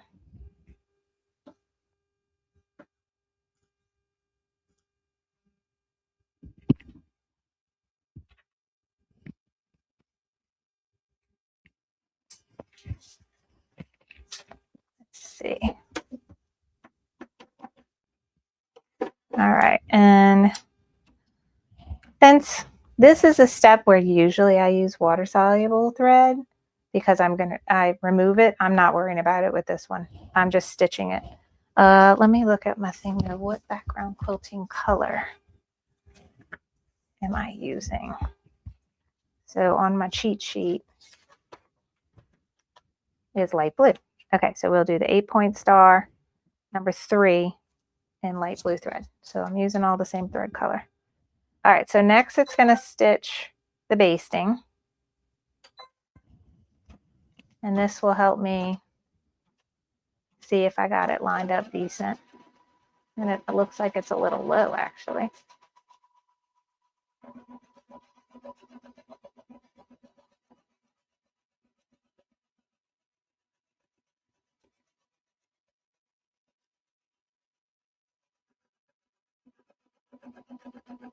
It's okay.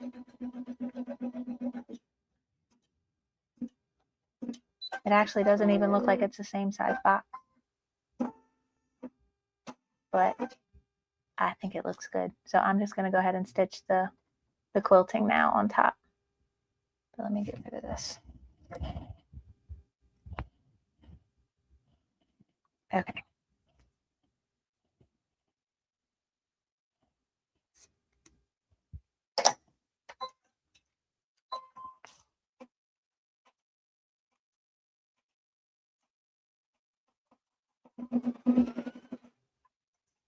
There is the thread tail.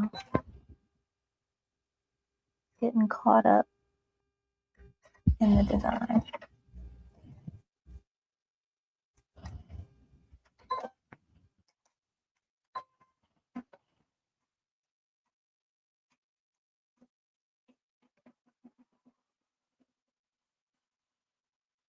All right, and these background quilting designs are very forgiving.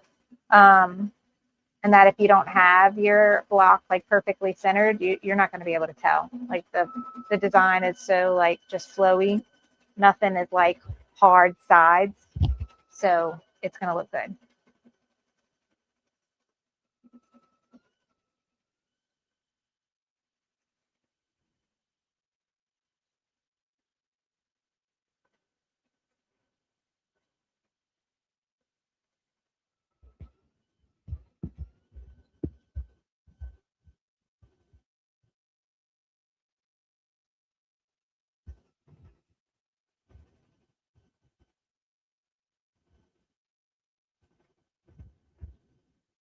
So let's see, Lisa, am I pronouncing your name right? She said she tried using muslin like what I use, but she feels like she wastes so much. So I agree with you, and this is one of the reasons why I like to use the muslin rather than my expensive polymesh stabilizer, because there can be a lot of waste. However, I want to tell you that you can save your waste. So I did it actually, I think I did it in my first class.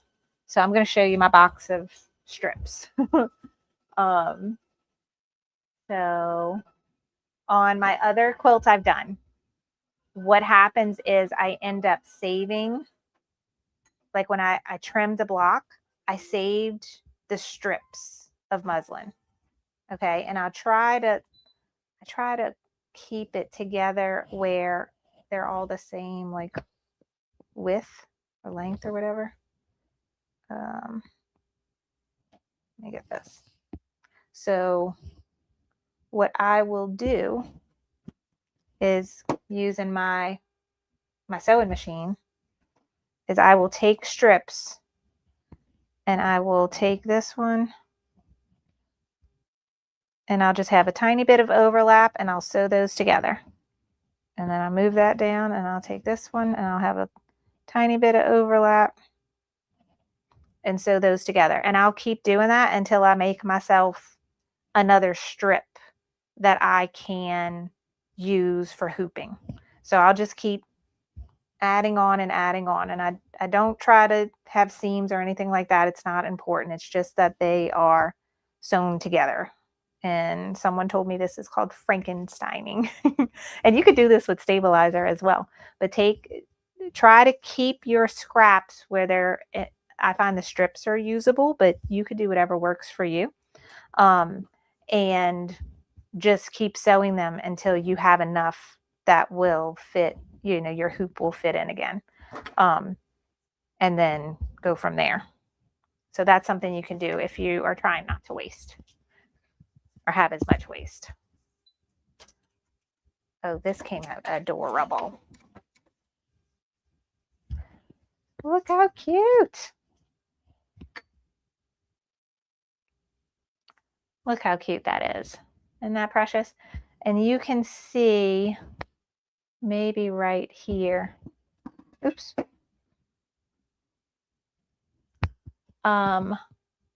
You see, this was my original line. This was the basting stitch line for the quilting. And you see how it was above it? And then it went on the inside of it here. So it was kind of off-centered, but you really can't tell. Like the block still looks good.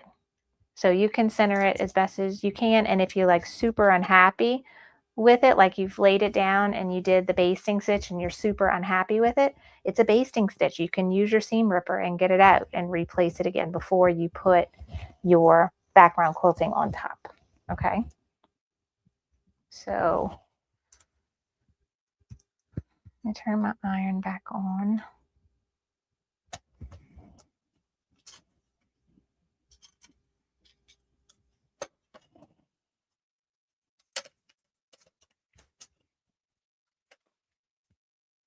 Okay, so this is what I'm talking about with the strip. So like what I would do here is cut this one.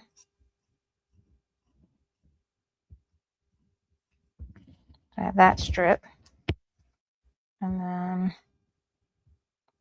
this one I can cut.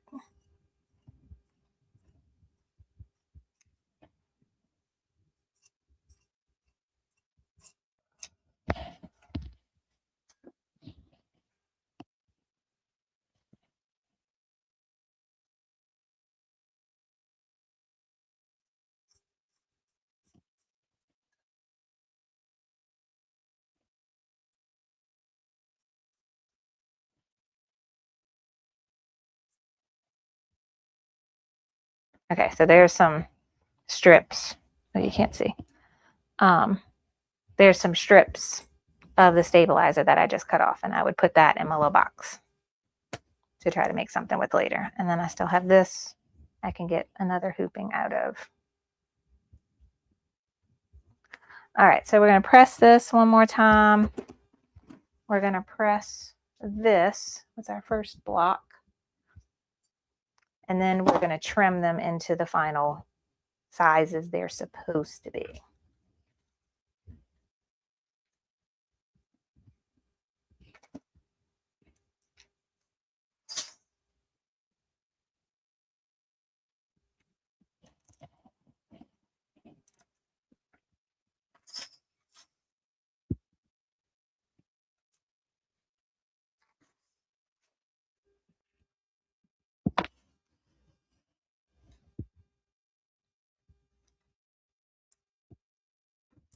Okay, once you're happy with that,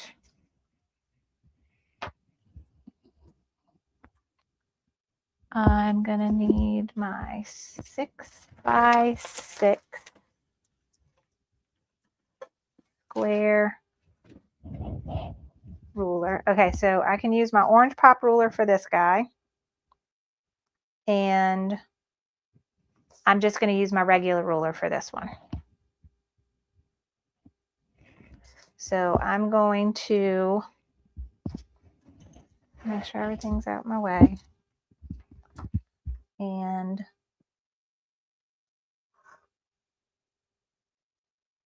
this I'm going to center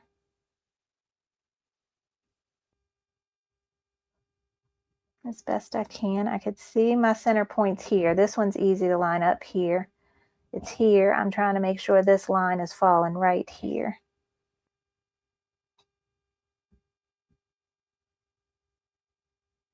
Okay, that looks about right. And I know I'm going to have some of those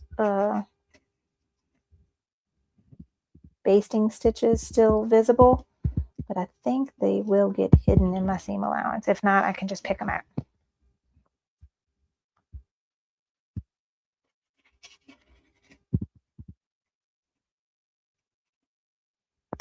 This is why I need to change my rotary blade.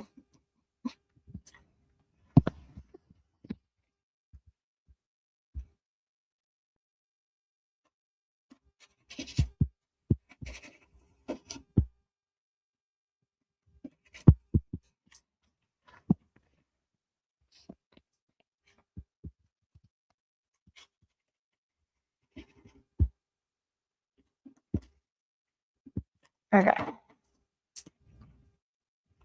Ah, I did almost good. There we go. And there is my finished 8-point star. Just super cute. And now we'll do this guy, but we will do it with my ruler. That I don't know where it is. Here it is.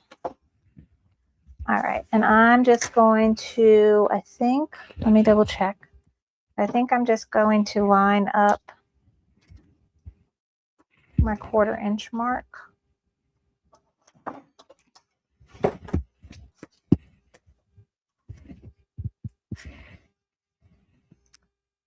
Da-da-da-da.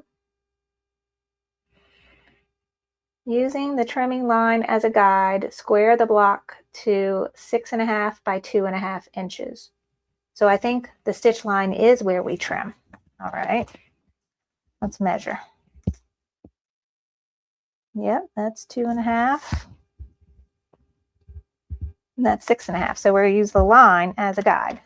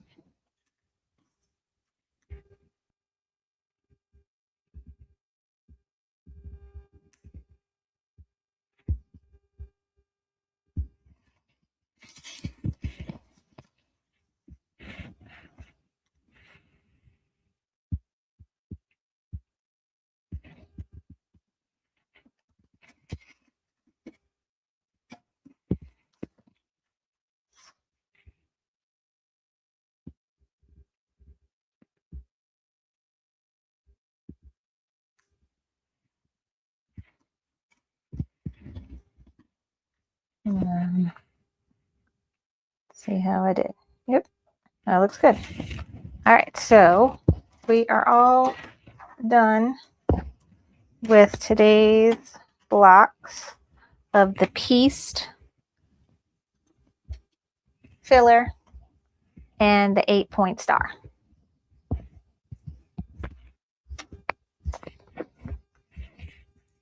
But we have homework because we have one more to stitch like this and two more to stitch like this. Let me take a picture.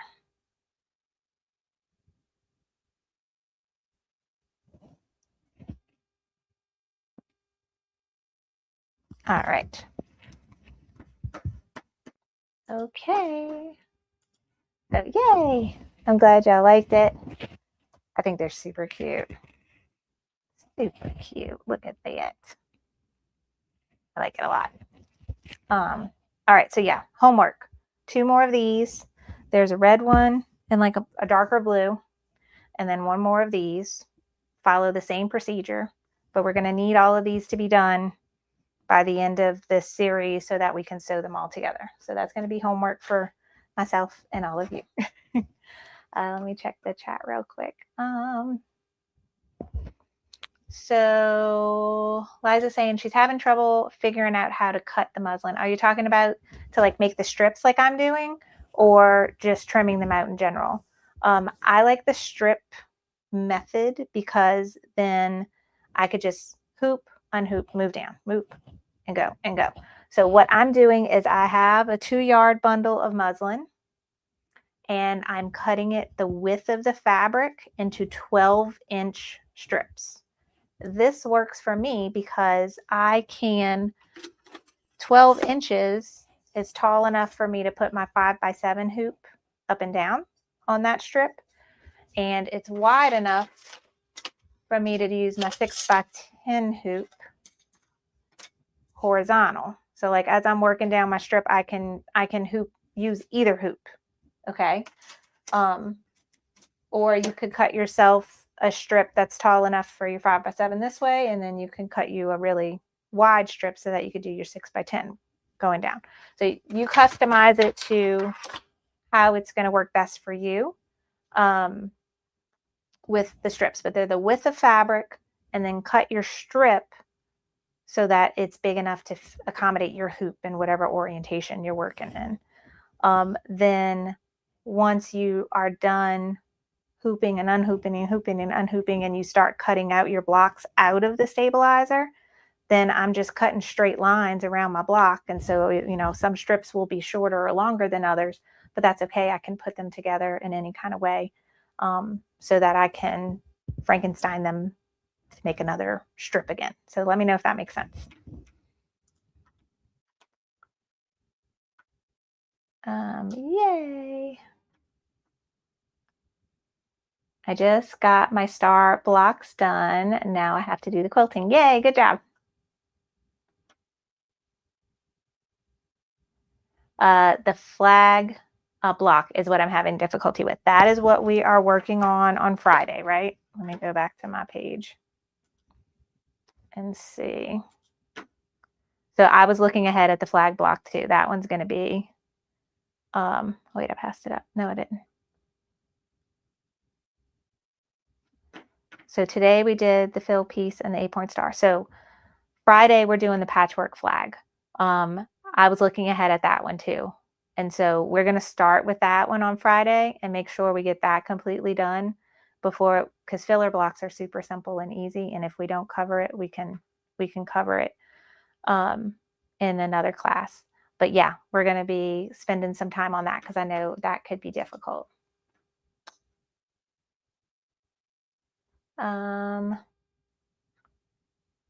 Yeah, 12 inches. Okay. So yay. All right. So I hope that helped everyone. I hope you enjoyed today's class. I will be back on Friday and we will be working on the patchwork flag. I looked ahead at it a little bit and it looks like all the strips are done. It's not all done in one hooping, right? It looks like we make, so here's the flag. But like I said, I'm going to research it a little bit more before I start, but it looks like either the square or the strips are all separate hoopings, if I'm understanding that correctly. And then we actually go and sew it all together when it's done. I think I'm understanding that. So sewing the block, block by block quilting. And yeah, putting the stars on it. So yeah, we're gonna figure it out together. But yeah, it looks a little bit more involved. But what we can do is probably combine all these individual strip pieces in one hooping. And actually these strips are made the same exact way filler blocks are made. So this is kind of a 2-for-1 class. So we might not even have to go actually stitch out one filler block. Making the stripes for the flag is the same thing. Okay, but yeah, we'll get into it on Friday. All right, any questions? Okay. Have I done the vinyl blocks? What are the frames? Yes, we did those a couple classes ago, last Friday's class. So that's what, class number 8. We did it's called the applique frame, and it has a clear piece of vinyl so that you could put the picture in. So yeah, you can go watch the replay of that one if you need help. All right, guys, thanks so much for joining me today. I appreciate it. I hope you have a great rest of your Wednesday, and I hope to see you back here on Friday. Bye, guys.